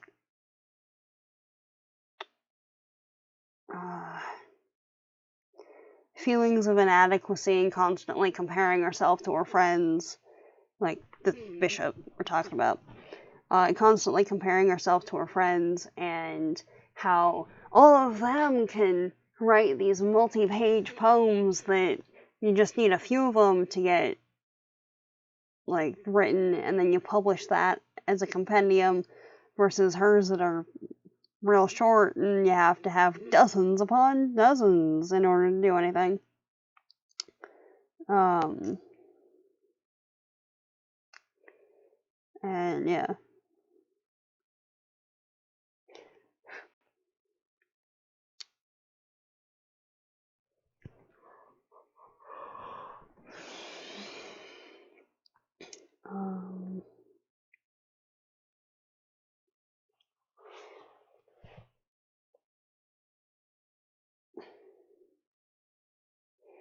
And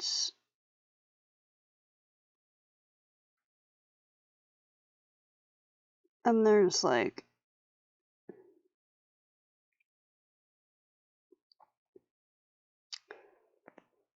we also wondered about the butterflies and assumed it meant they were literally getting made into trays. Yeah, like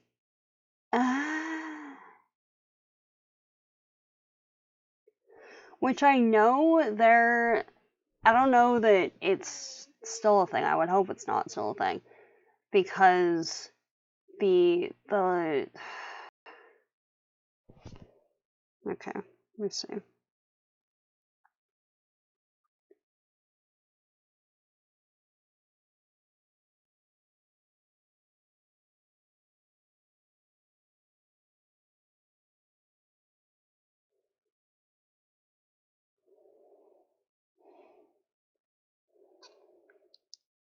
Morpho.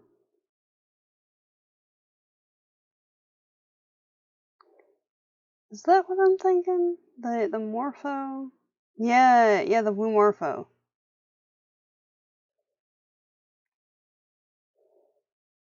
Yeah, okay. It might not be the same one, obviously, because all we've got to go on is blue butterfly. But the blue Morphos, or the Morpho Milianus, is one of 30 species of butterfly in the subfamily Morphinae. Its wingspan is approximately 12 centimeters, and its dorsal forewings and hind wings are bright iridescent blue edged with black, while the ventral surfaces are brown. Its iridescent wings are an area of interest in research because of its unique microstructure. Due to its characteristic blue color, the Morpho Milianus is considered valuable among collectors and was widely hunted in the 20th century. However, deforestation remains the main threat to survival of this species. So, yeah, there's a few different ones, but there's a lot of blue types, especially in neotropical environments, like so. And you've got deforestation, and you've got hunting to 12 centimeters. Yeah. And from that description, it's probably the blue Morpho. But there's a lot of them that are heavily endangered. Hey, eel. Yeah, he's a big wingspan. And I don't remember if I've seen one in person or if it was just a picture. I want to say that I've seen them in person. Dan had me lurking a bit because he's being a rascal. Understandable.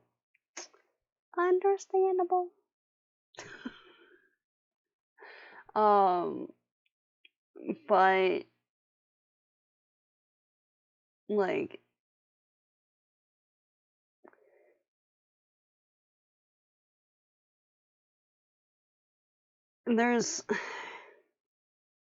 I know there's some with like trade and stuff that, because they have such iconic colors, were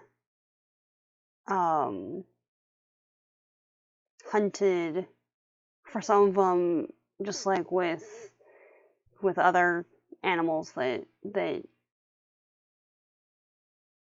are hunted for profit. There was like a bounty almost put on certain animals, especially out of the Amazon, and Africa, but in this context, especially out of Amazon, the Amazon. And at least for the butterflies, because they have a flat plane, compared to like beetles or something, where it wouldn't really be all that feasible.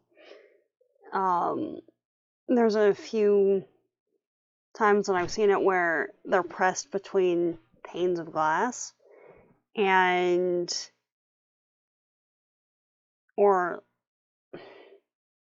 I've only seen it where it's like a pressed butterfly as like a wall piece, but it would stand to reason, if that's what is being done, that it could also be as like a tray sort of thing.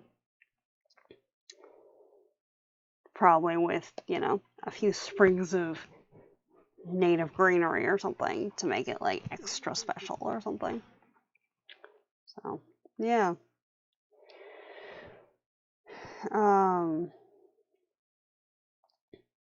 And going off of that, we've got the passage where Bishop is talking about how gorgeous one of the crabs is. It's just kind of scuttling around on the rocks, and one of the guys like smashes it just for lulz, I guess.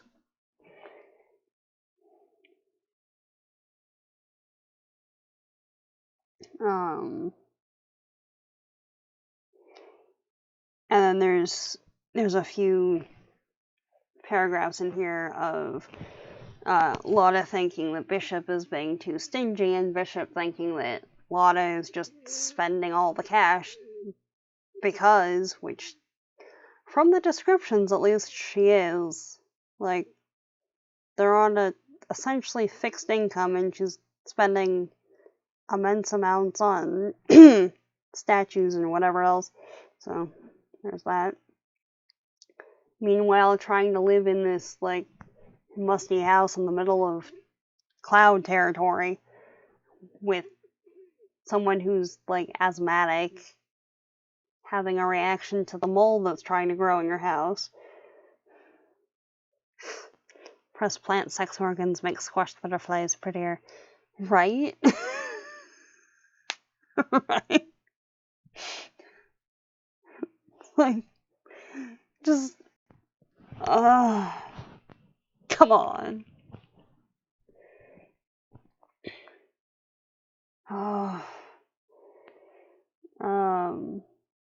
And then there's a whole, like, section in there about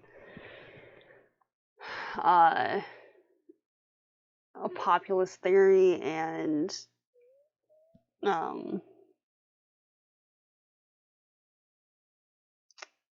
President Vargas versus La Cerrada,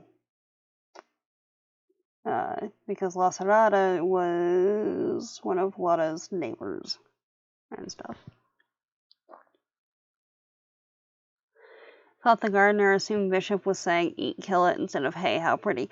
Yeah, that's what I was figuring, because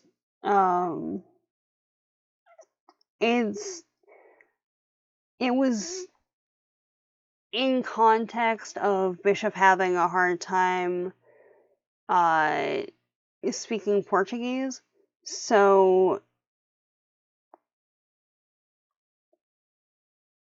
it stands to reason that that would be the context. But still, the crab's just vibing.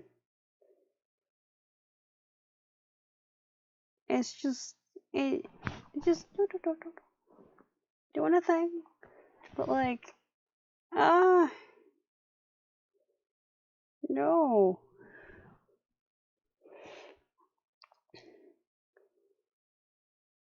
Yeah. Okay, so that,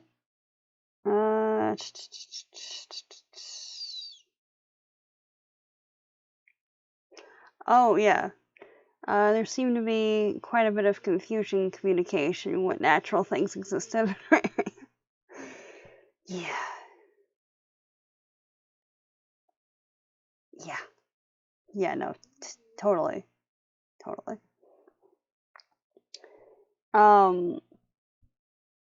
Also, right, there,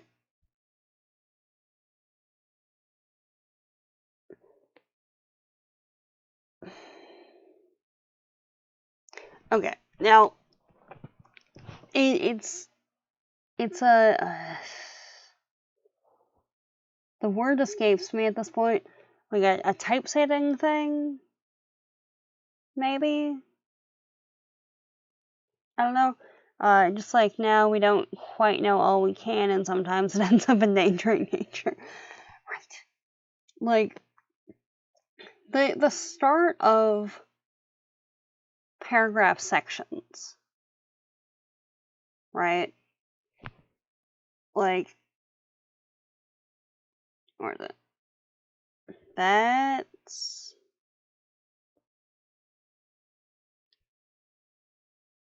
where is it? Come on. Like so. Where is it? There we go. Up there. Now, I know that there's a name and there's an action in that, but my brain reads it as Vivian Mantuck instead of Viviana took her nephews. And there's times that like there's news about time right there, okay, where it's separated and it's fine. But then there's like what is even happening? Like a certain celebrity. It took me longer than I would like to admit to figure out that that's what that said. The Art Deco font is pretty, but also very hard to read, right? It's like I like it, but also. I use a font called Dyslexia.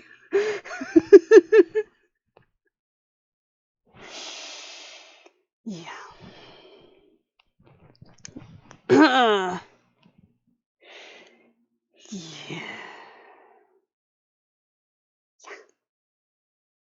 Uh,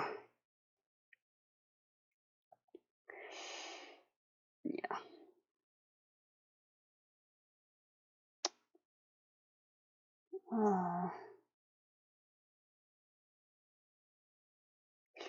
Okay. It's true. It's a special font for dyslexia. Really? I will have to look into that. That is very cool. I did not know that dyslexia was a thing. Okay. Okay. That, 1 second. Switching over to the other screen while I do an open in new tab thing for this. Okay. After Stray, we'll definitely be checking that out. That is cool. Thank you, Eel. Much appreciated. That is fabulous. All right. Huh. Nice. All right. Happy to have things to offer. Very nice. Okay. So, in addition to the compendium of other things, we've got Lota being suggested to take Bishop to this film because it's, talking about Brazil and how stuff in Brazil is and whatever. But, because there's a clown playing Helen of Troy, she didn't mention it because she was already getting her dose of Brazil. It was fine. She didn't need like more cultural immersion or anything. Like, lady, your person has been living in your country for like 5 years and can't speak the language. Getting a little bit more like cultural immersion is probably not a bad thing, right?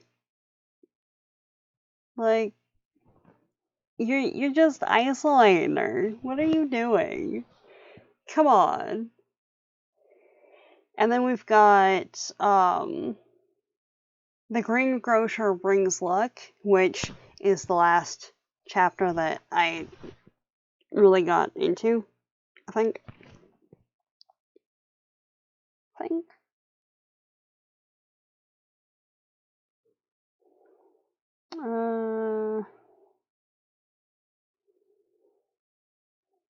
Country poem. Let me see. Yeah. That's the last one.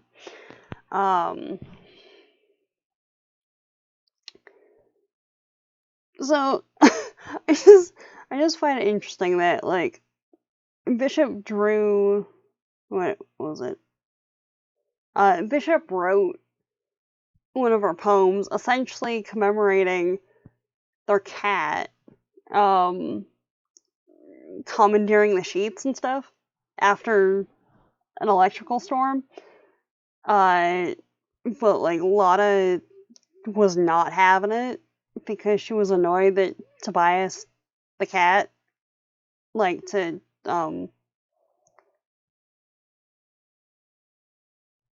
leave random bits of half-eaten mice on the floor.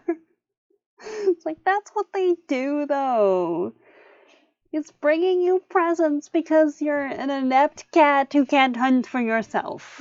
That's what they do. That's how they are.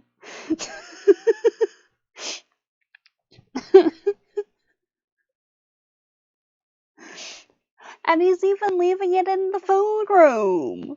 You know? Like, where else would the food go? It's the food room. So you go into the food room and you eat the presents.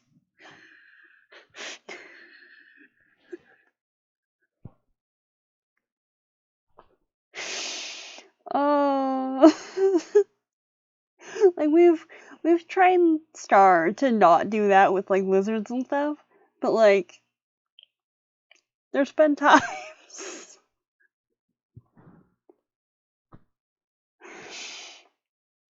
Yeah.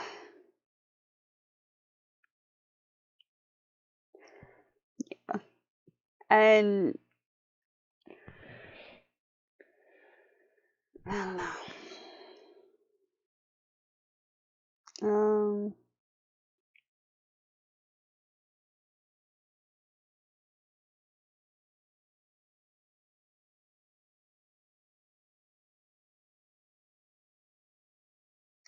And it's interesting too, because there's a whole thing of Bishop published a set of poems,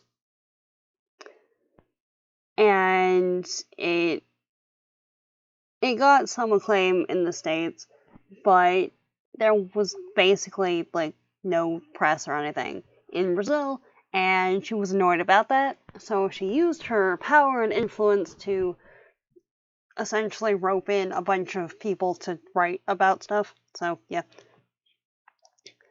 TBH wouldn't be thrilled with such presence in our food room either. Yeah, no, totally. It would be gross and you'd have to clean it up and whatever, but like, tiny panther creatures bringing you food in the food room. That's what they do. It's just like I realize that like my perception is slightly skewed because Star's the only one that goes outside sometimes. But like, I don't know if it's Jesse or Lex. I want to say it's Jesse, but it could be either of them. But every once in a while, we'll go into the kitchen, and like the cat food spot is like right there by the door into the kitchen. And someone has brought in one of the toys to sit there to eat dinner. And it's adorable. It's usually Beaver, but it's either Beaver or Mousy usually. and they're there, and they ah! and they always forget to take the critter with them when they leave too. It's just like they go in and plop their friend down and eat, and then leave with the expectation that their critter friend is hungry too, and it's the ah.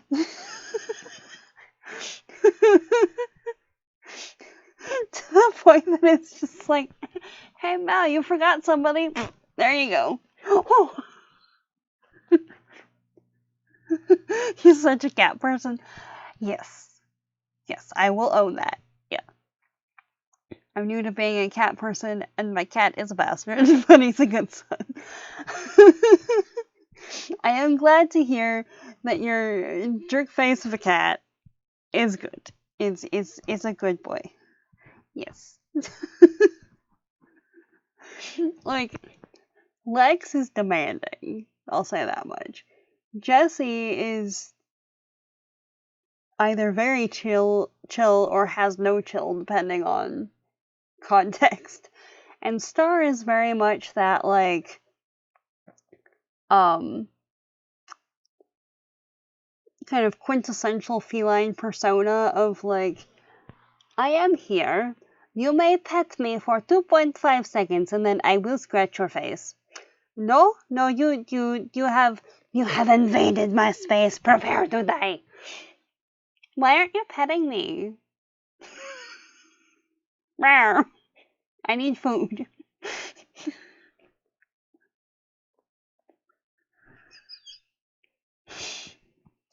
And each of them is very much, they're humans feline.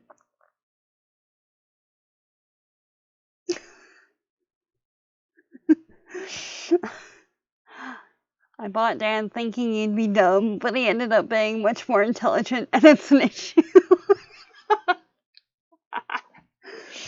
Yeah. Yeah, no, I gotcha on that one. Yeah, no, we were adopted by Star, and she had cats. The cats had cats.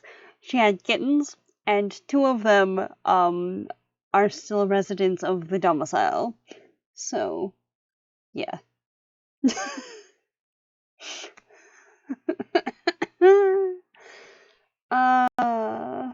Yeah, no, it is pretty awesome though, because like Lex is very much not like what you might classify as like a therapy cat, just because.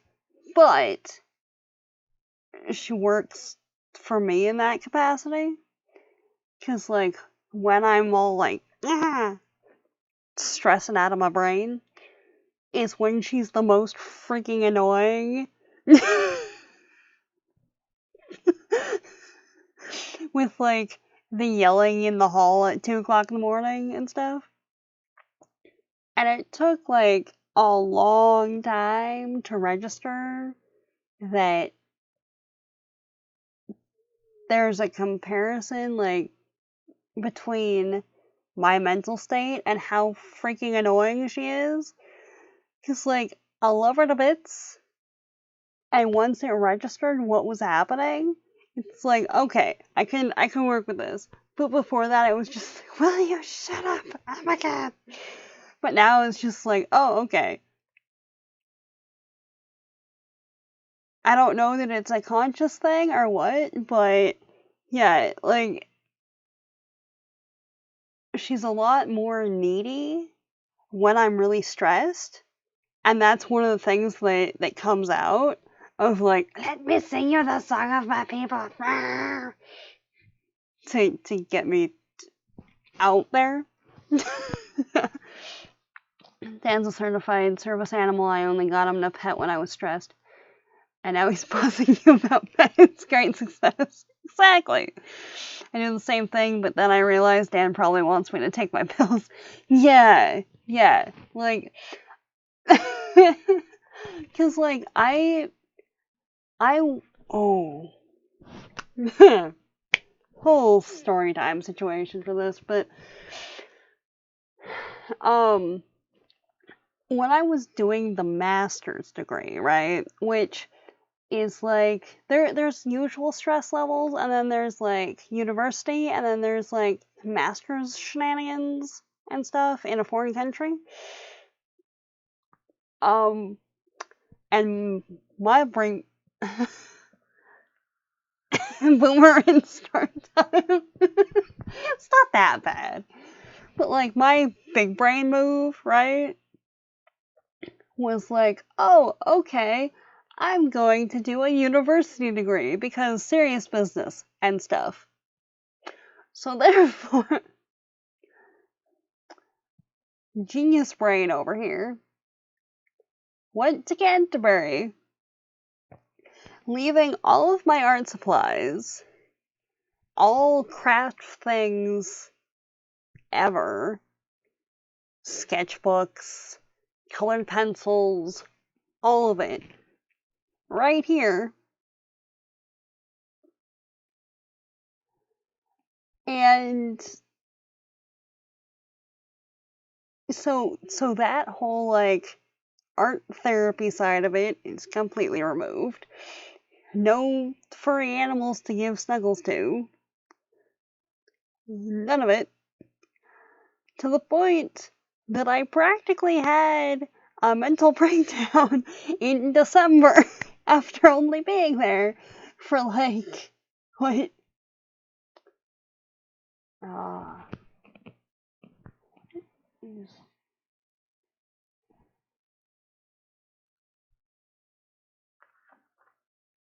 One second. Okay, when we get off stream, I have to figure that. There's something weird happening with the window over there. Anyway, to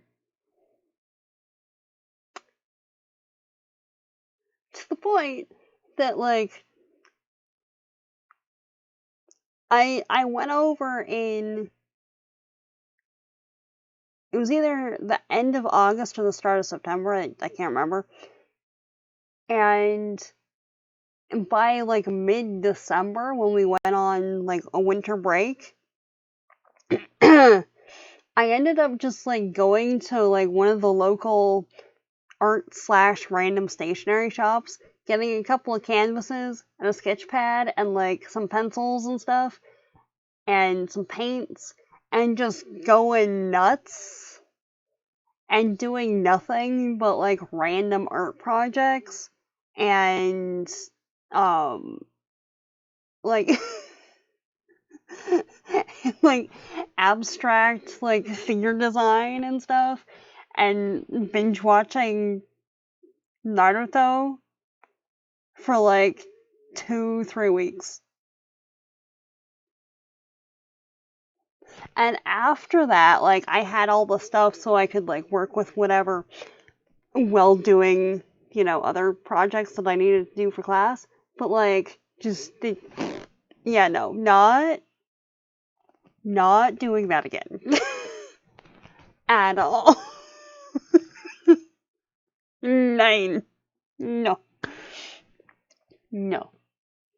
And I didn't even register that, like, volunteering at, like, an animal shelter or something would be a thing until, like, later. But, like, that, yeah, no art, no critters, no anything. Yeah. So,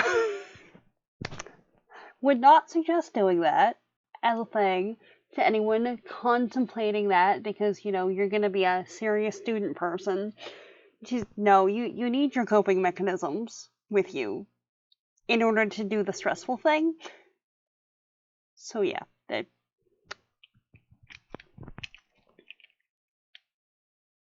Case in point.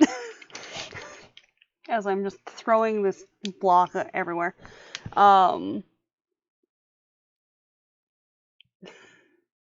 Dear God, what if we were geriatric millennials? Can imagine. And I could imagine going insane for the umpteenth time. Yeah. Naruto is copium. Yeah. Yes. I like it. I coined my original term too, which is caroine, which is like the care drug. I like it. I like it a lot. Copium and caroine. Very nice. Very nice indeed. So yeah. Yeah. A round of applause. Oh, okay. One sec. Muting for a nose blow.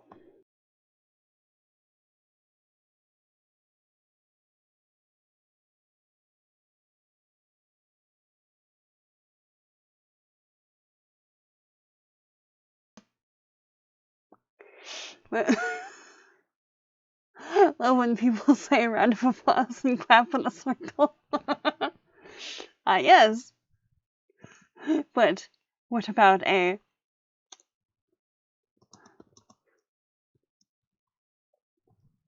round of applause?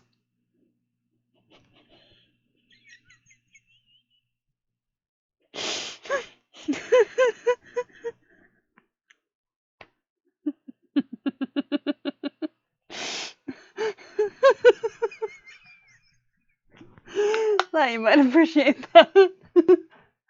Oh.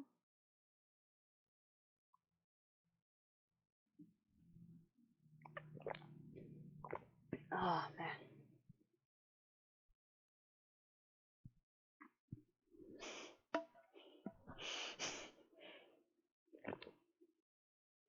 I cannot believe that actually made me laugh hard.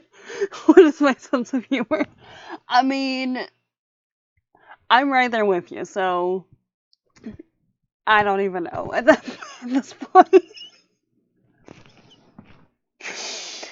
Oh.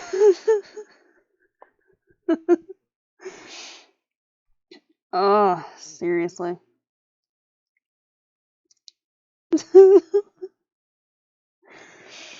Oh. Yeah.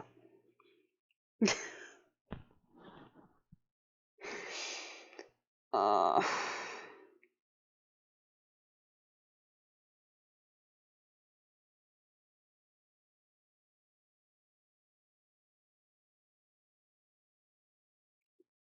Okay. Actually, let me see. Um,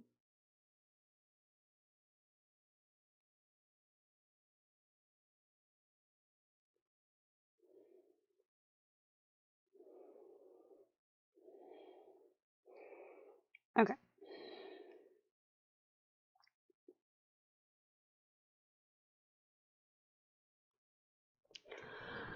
Alright. So, there's just a few more notes in this.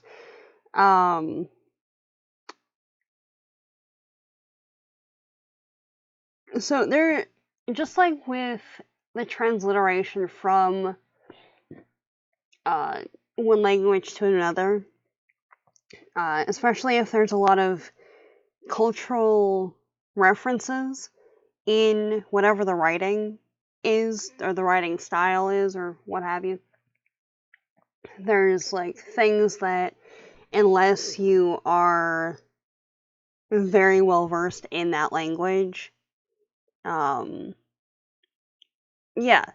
we'll totally do that. Totally right, Zane. But there's things that, unless you're very well versed in a particular language, you probably miss.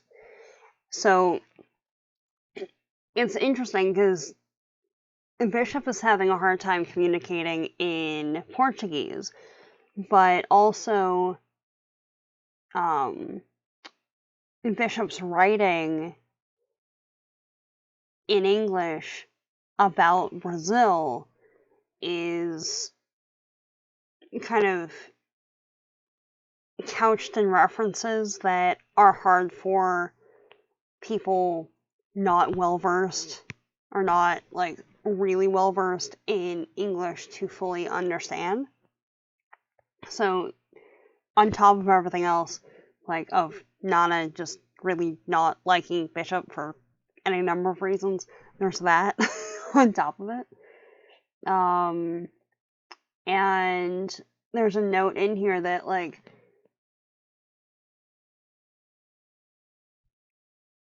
the relationship between Bishop and Lota is just generally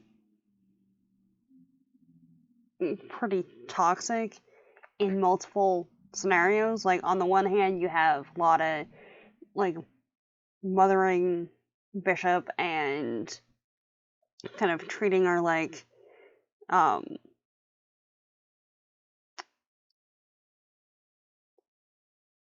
she's just both an idiot and a genius at the same time. It's weird. And you have Bishop, like, just kind of going along with everything. But then you have Bishop with, like, rampant alcoholism and everything that could come with that. And a lot of, like, being controlling and opening mail and everything else. So, yeah. And there's also a note where, with the language, if the convo was in Portuguese, Bishop doesn't participate at all because she doesn't really know the language. But if it's in English, then everyone else is kind of struggling, and at least from the narration here, Bishop was shaking her head condescendingly, and Lotta having to kind of smooth out any tensions and stuff. So, obviously, if you don't like someone, all their intellectual value turns to stool. Yep, there is that. Definitely. There is definitely that as an element there.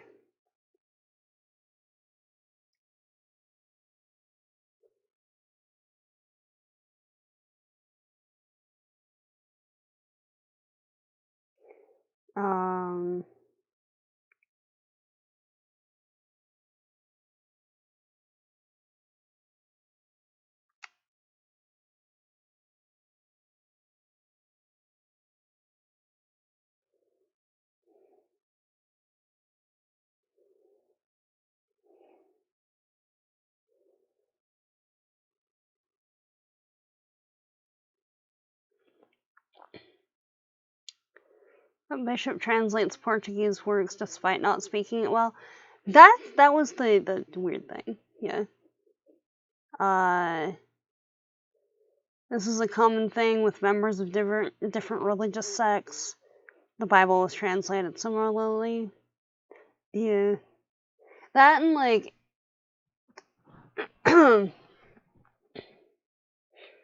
it, from the description, the work that Bishop was translating, like,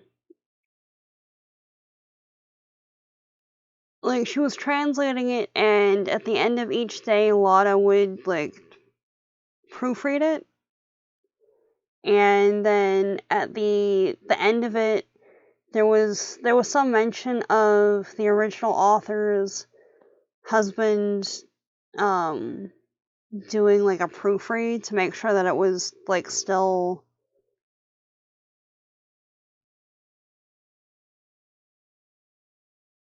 kind of holding the original intent, I guess.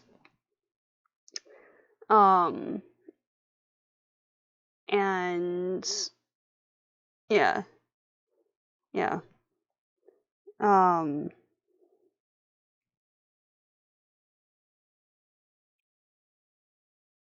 That it held posterity, yeah. Exactly.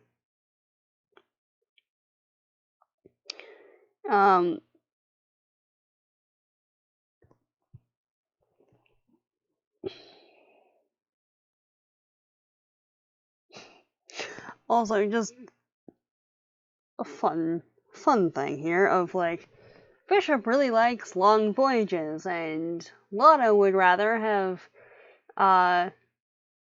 used a transporter if that was a thing that existed in the 50s.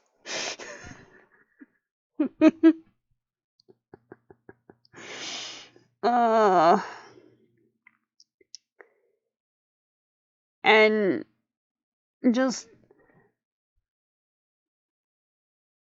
speaking to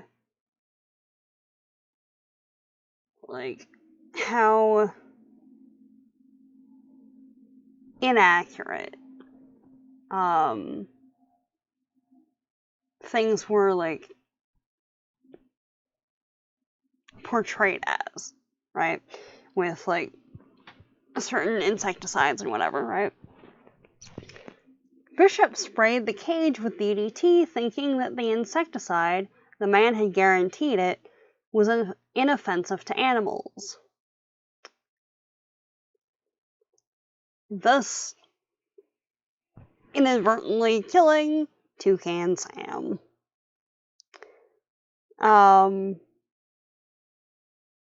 Yeah.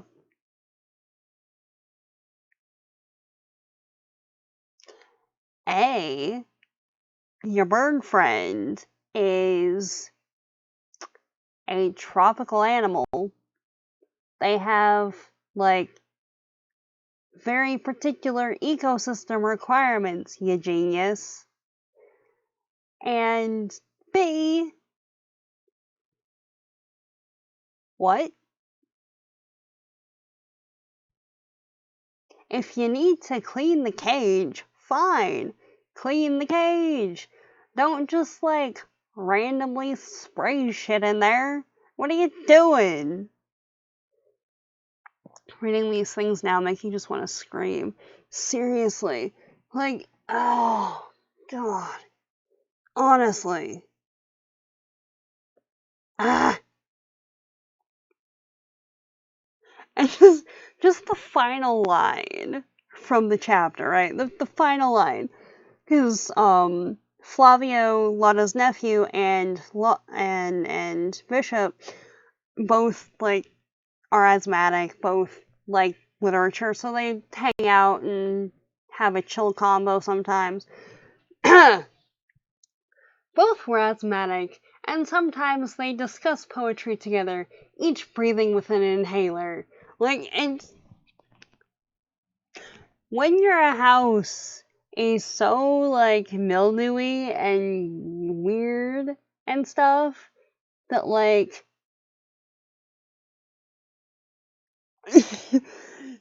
everyone you know who has some kind of, like,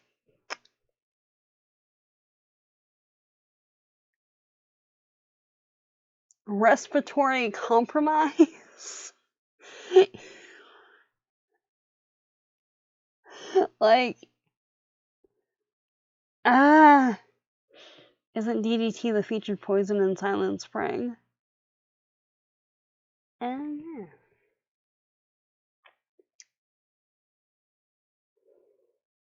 Okay, so that brings us to the end of that one. So it's beautiful palm country that we're gonna jump into next time.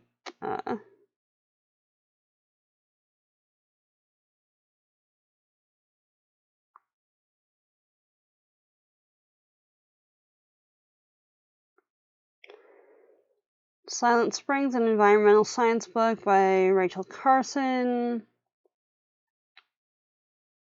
Yeah.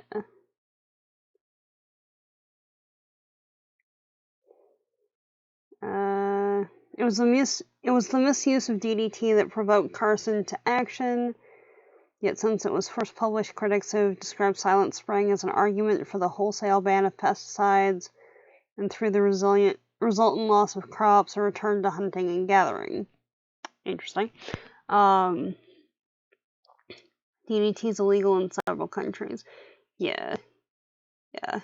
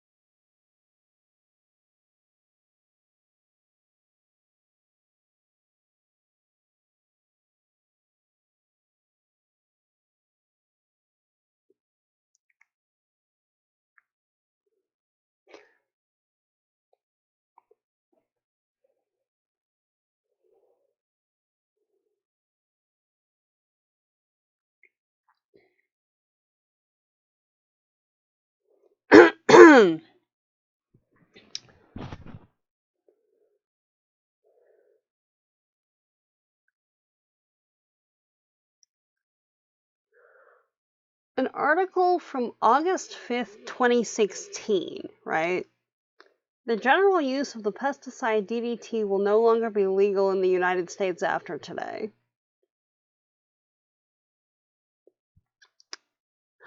Why did it take that long? You know? But then there's another article that says that it's still used today in South America, Africa, and Asia for some purpose. Farmers used it on a variety of food crops in the US and worldwide. So, yeah. There's that. Fun times. There.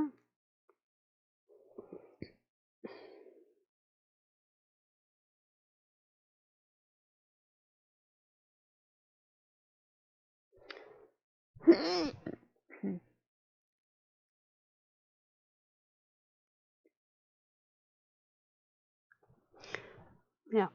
So, that is that's the end of my notes and stuff on things. Anyone else have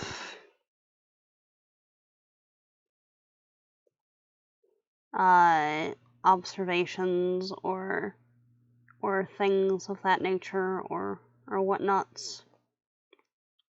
Or no?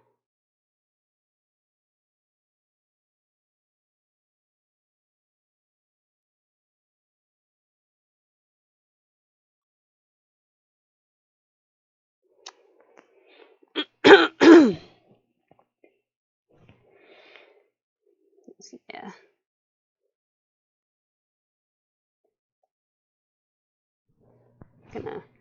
Okay. Yeah.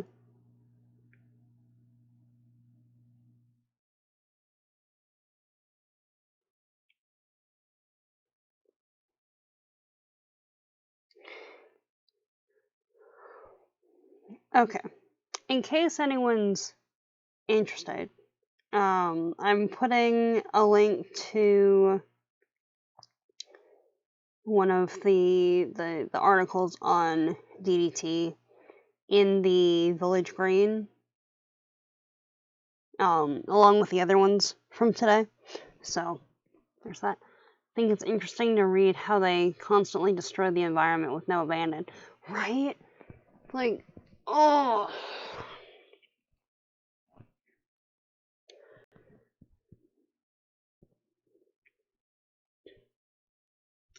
What?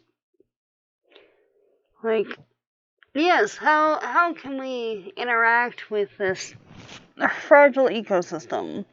Ah, yes. Pave it and drive a car through it. Which I realize is like, especially with the DDT and everything else, I can't remember the name there. Right? And I thought they were being environmentally friendly at the same time. At least Lota seemed to think she was. Yeah. She's like a great patron of the arts and like a bastion of protecting the ecology, but like also not much of that. Really. um,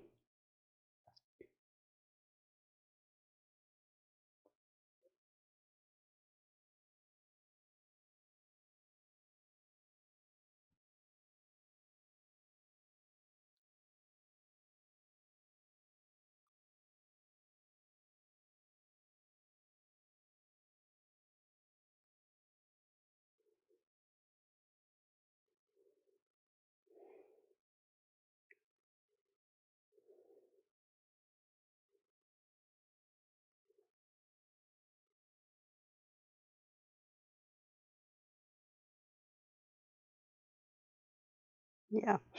At which point, I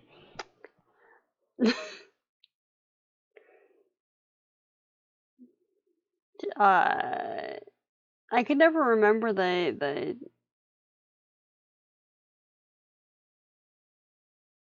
name, so I ended up just googling a random part of the chorus.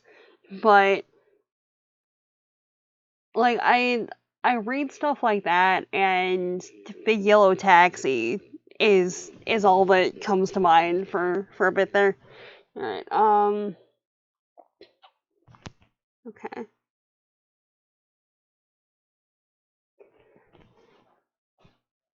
She was being eco-friendly.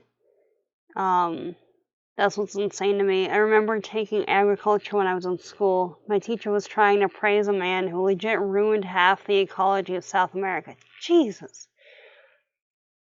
Norman Borlaug is his name, and he's a monster.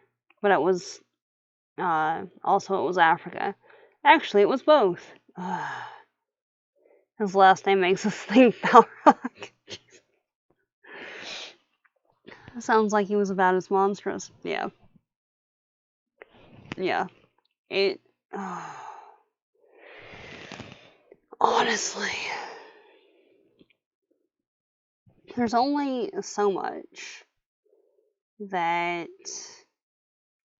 I can, like, look at and be, oh, yes, this is an acceptable thing.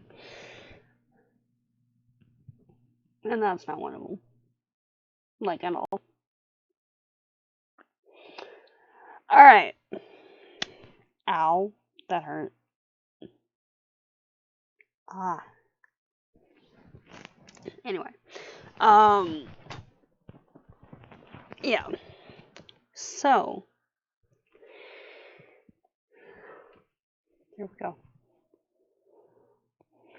He thought you could, again, take foreign minerals and foreign insecticides, pesticides, and herbicides, and help people grow food natural to their ecosystem. What?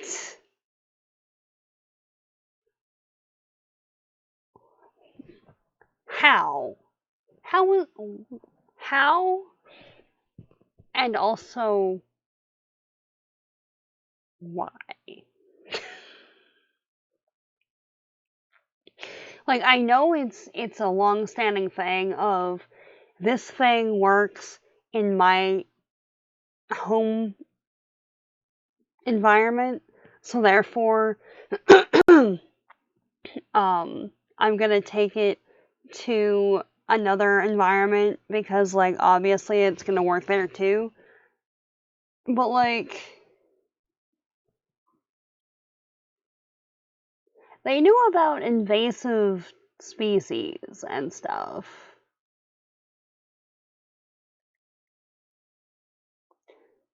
So,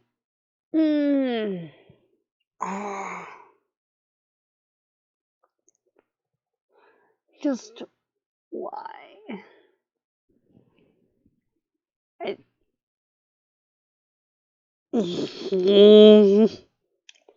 anyway,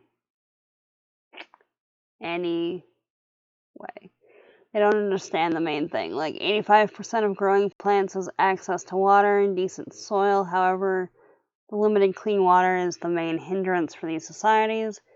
To keep acting like they don't know how to farm is so. Yeah, exactly. Exactly. Like, just because there's an issue with the crops doesn't mean the locals don't know what they're doing. It just means some of the resources are kind of jank. You know? It's, oh.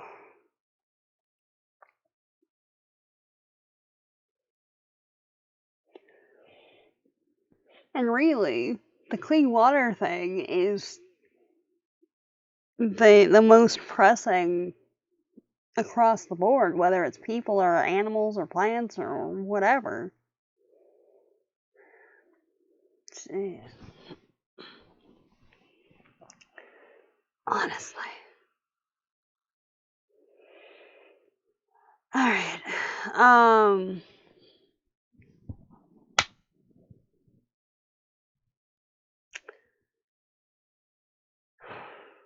Okay.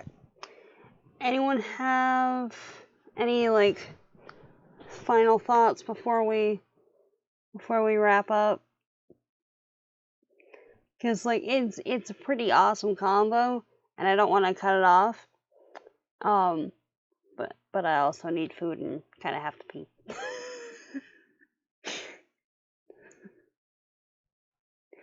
So like we can continue the discussion times in the Discord if y'all want to. Rainwater reservoirs are the answer. The only issue I have with that is sometimes there's like, depending on how polluted an area is, sometimes the pollutants get transferred from like the atmosphere into the rainwater. But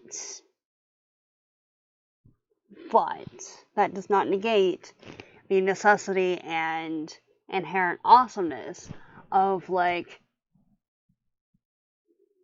rainwater reservoirs. Yes, ones that don't encourage mosquitoes. Because like that's the thing. But like it as a thing, right? Okay. I don't remember where you're based, Eel.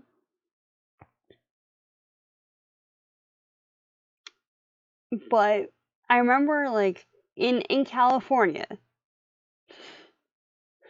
I don't know if it's a NorCal thing either, but at least where I am in Southern California, there have been people who were issued citations for having rainwater collection barrels so they could water their plants. Not even like food crops, just like their flowers in the garden bed.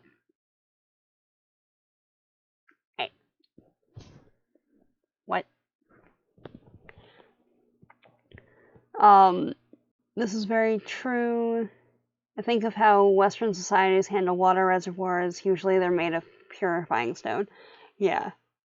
That was illegal here until like 4 years ago. Yeah. I know there's been a lot of pushback to try and get it legalized. But like just the idea that you're not allowed to collect rainwater. What? There's areas you can still burn trash, but you can't collect rainwater. That makes literally no sense. I don't know how they can make it illegal to collect free shit that falls from the sky. Right? Like, how? What?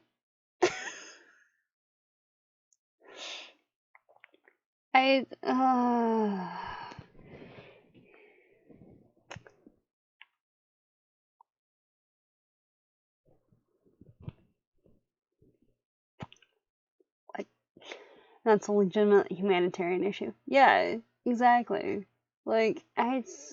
how?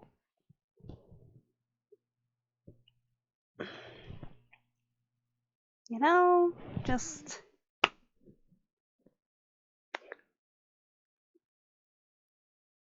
Why? Why are people like this? The citations would be because mosquito abatement, no one needs the stuff they spread. Yeah.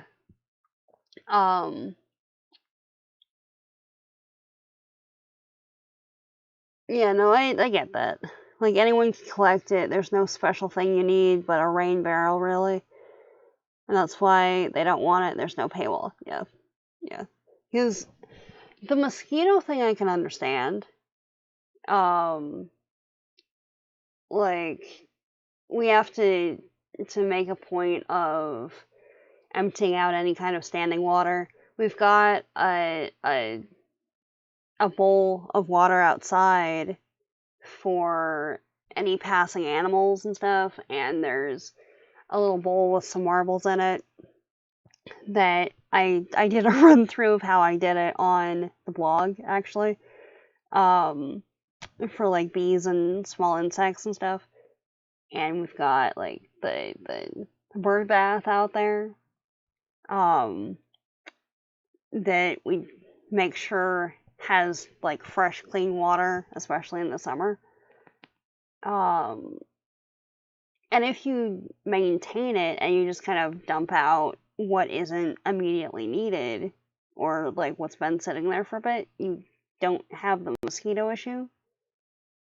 But like, yeah, rain barrels are inefficient. Yeah, no, they are, they are. I should say rain barrel without an aqueduct system is inefficient. Yeah, definitely. Like, it depends on what kind of a system you're working with. But like, because you would need the collection system to be open enough to get the rain, but closed enough that it's not going to foster like mosquito populations, and ideally also be able to disseminate the water through the space that you're trying to irrigate. Because otherwise it's a matter of going over to the bucket to like dole it out manually, which is fine. But like if you have a drip system or something like that, it's a more efficient, more like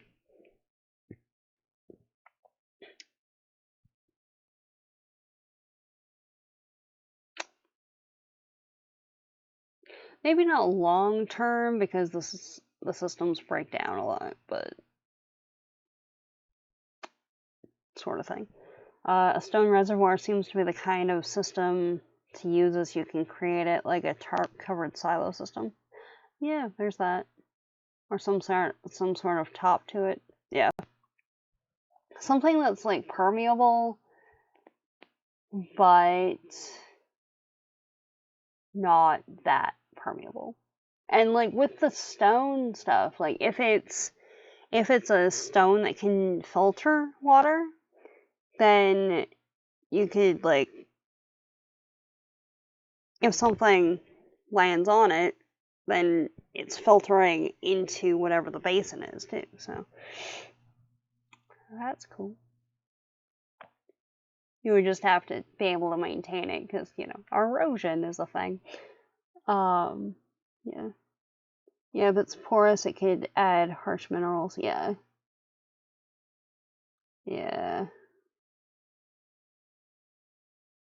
It also depends on the environment that you're working with, too, because sometimes that's a factor. But yeah.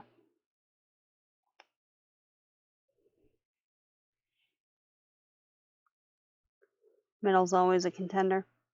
That is true. It kind of depends on how acidic the rain is around you. Okay.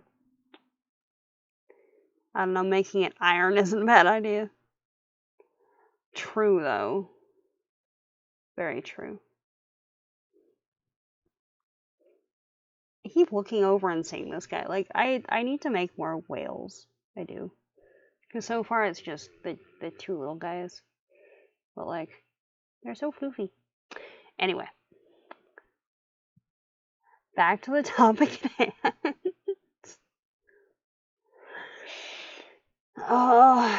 Yeah. Yeah, I know. Totally. Like, yeah.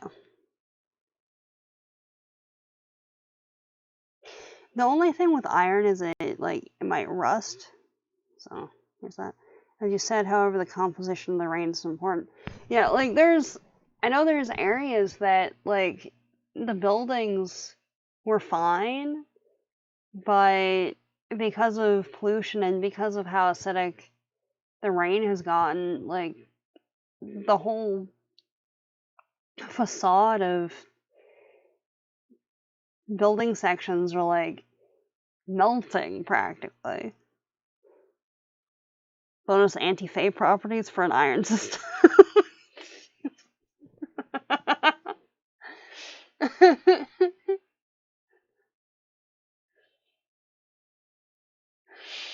Yeah. It's interesting because from everything that I've heard, right?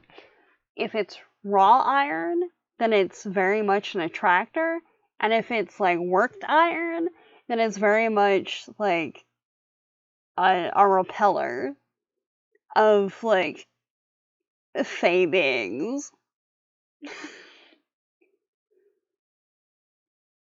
The issue there being that it's been what was it? It was manipulated in fire by man. That's the thing. Have you watched Lost Girl? No. No, I have not.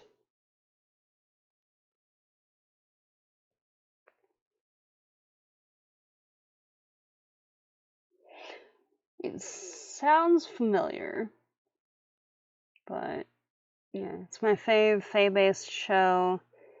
You know, my partner want to have a wedding based on it. Oh, nice. That is cool. Yeah, no, I remember hearing about it, but I've not actually seen it as yet. What platform is it on?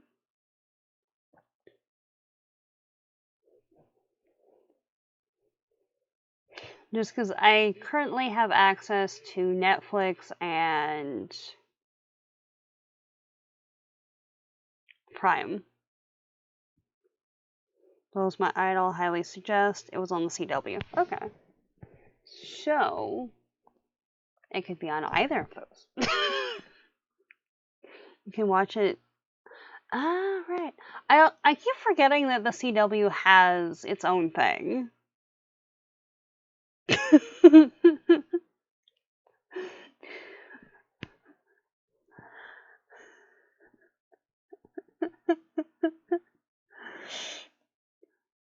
Yeah.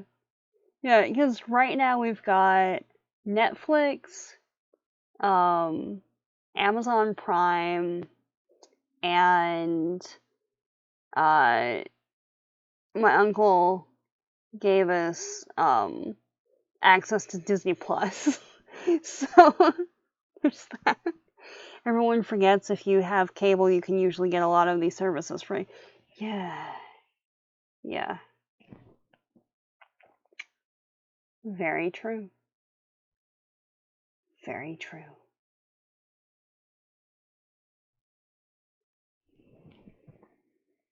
Alright, that's that. Alright. Cable's mad expensive though. Yeah. Yeah. Um yeah. It we've got the Fire Stick thing,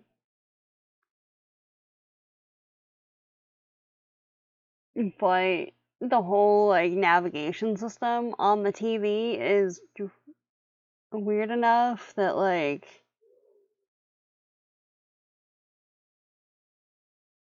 I just don't mess with it most of the time. You love Dr. Lauren. She's my waifu. I look forward to getting into the show then. Because, yeah, no, it sounds pretty cool from what I've heard. So, yeah. Awesome. Very cool. Alright.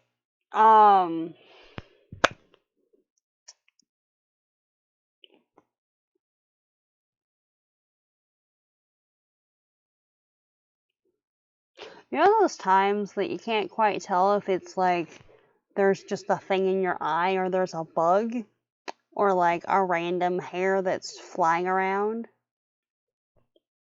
That's where I am right now. Because like if I look to the side too much right now, it's kind of blurry. So like, is eyeball or is bug? Or is random thing from yarn floating? Mystery. I don't know. Anyway, are you sleepy perhaps? Not at present, but you know, a little bit. All right. So I'm gonna call it here. Just because food and stuff is calling my name. Yeah.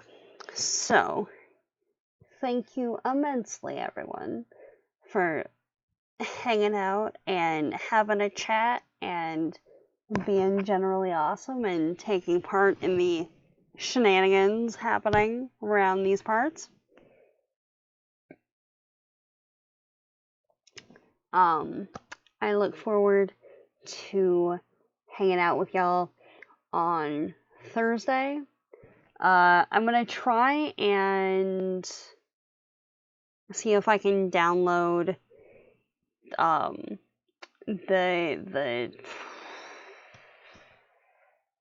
most recent update for Black Book. That may or may not happen. We shall see. But, you know, there we go. Yeah.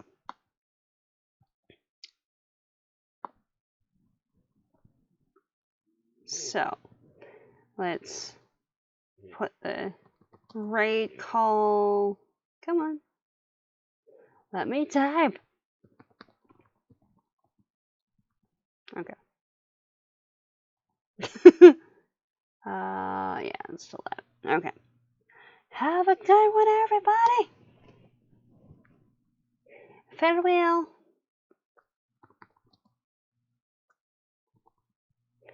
Hugs. Let me type. Okay. Hugs for Eel. Hugs for Honeycomb.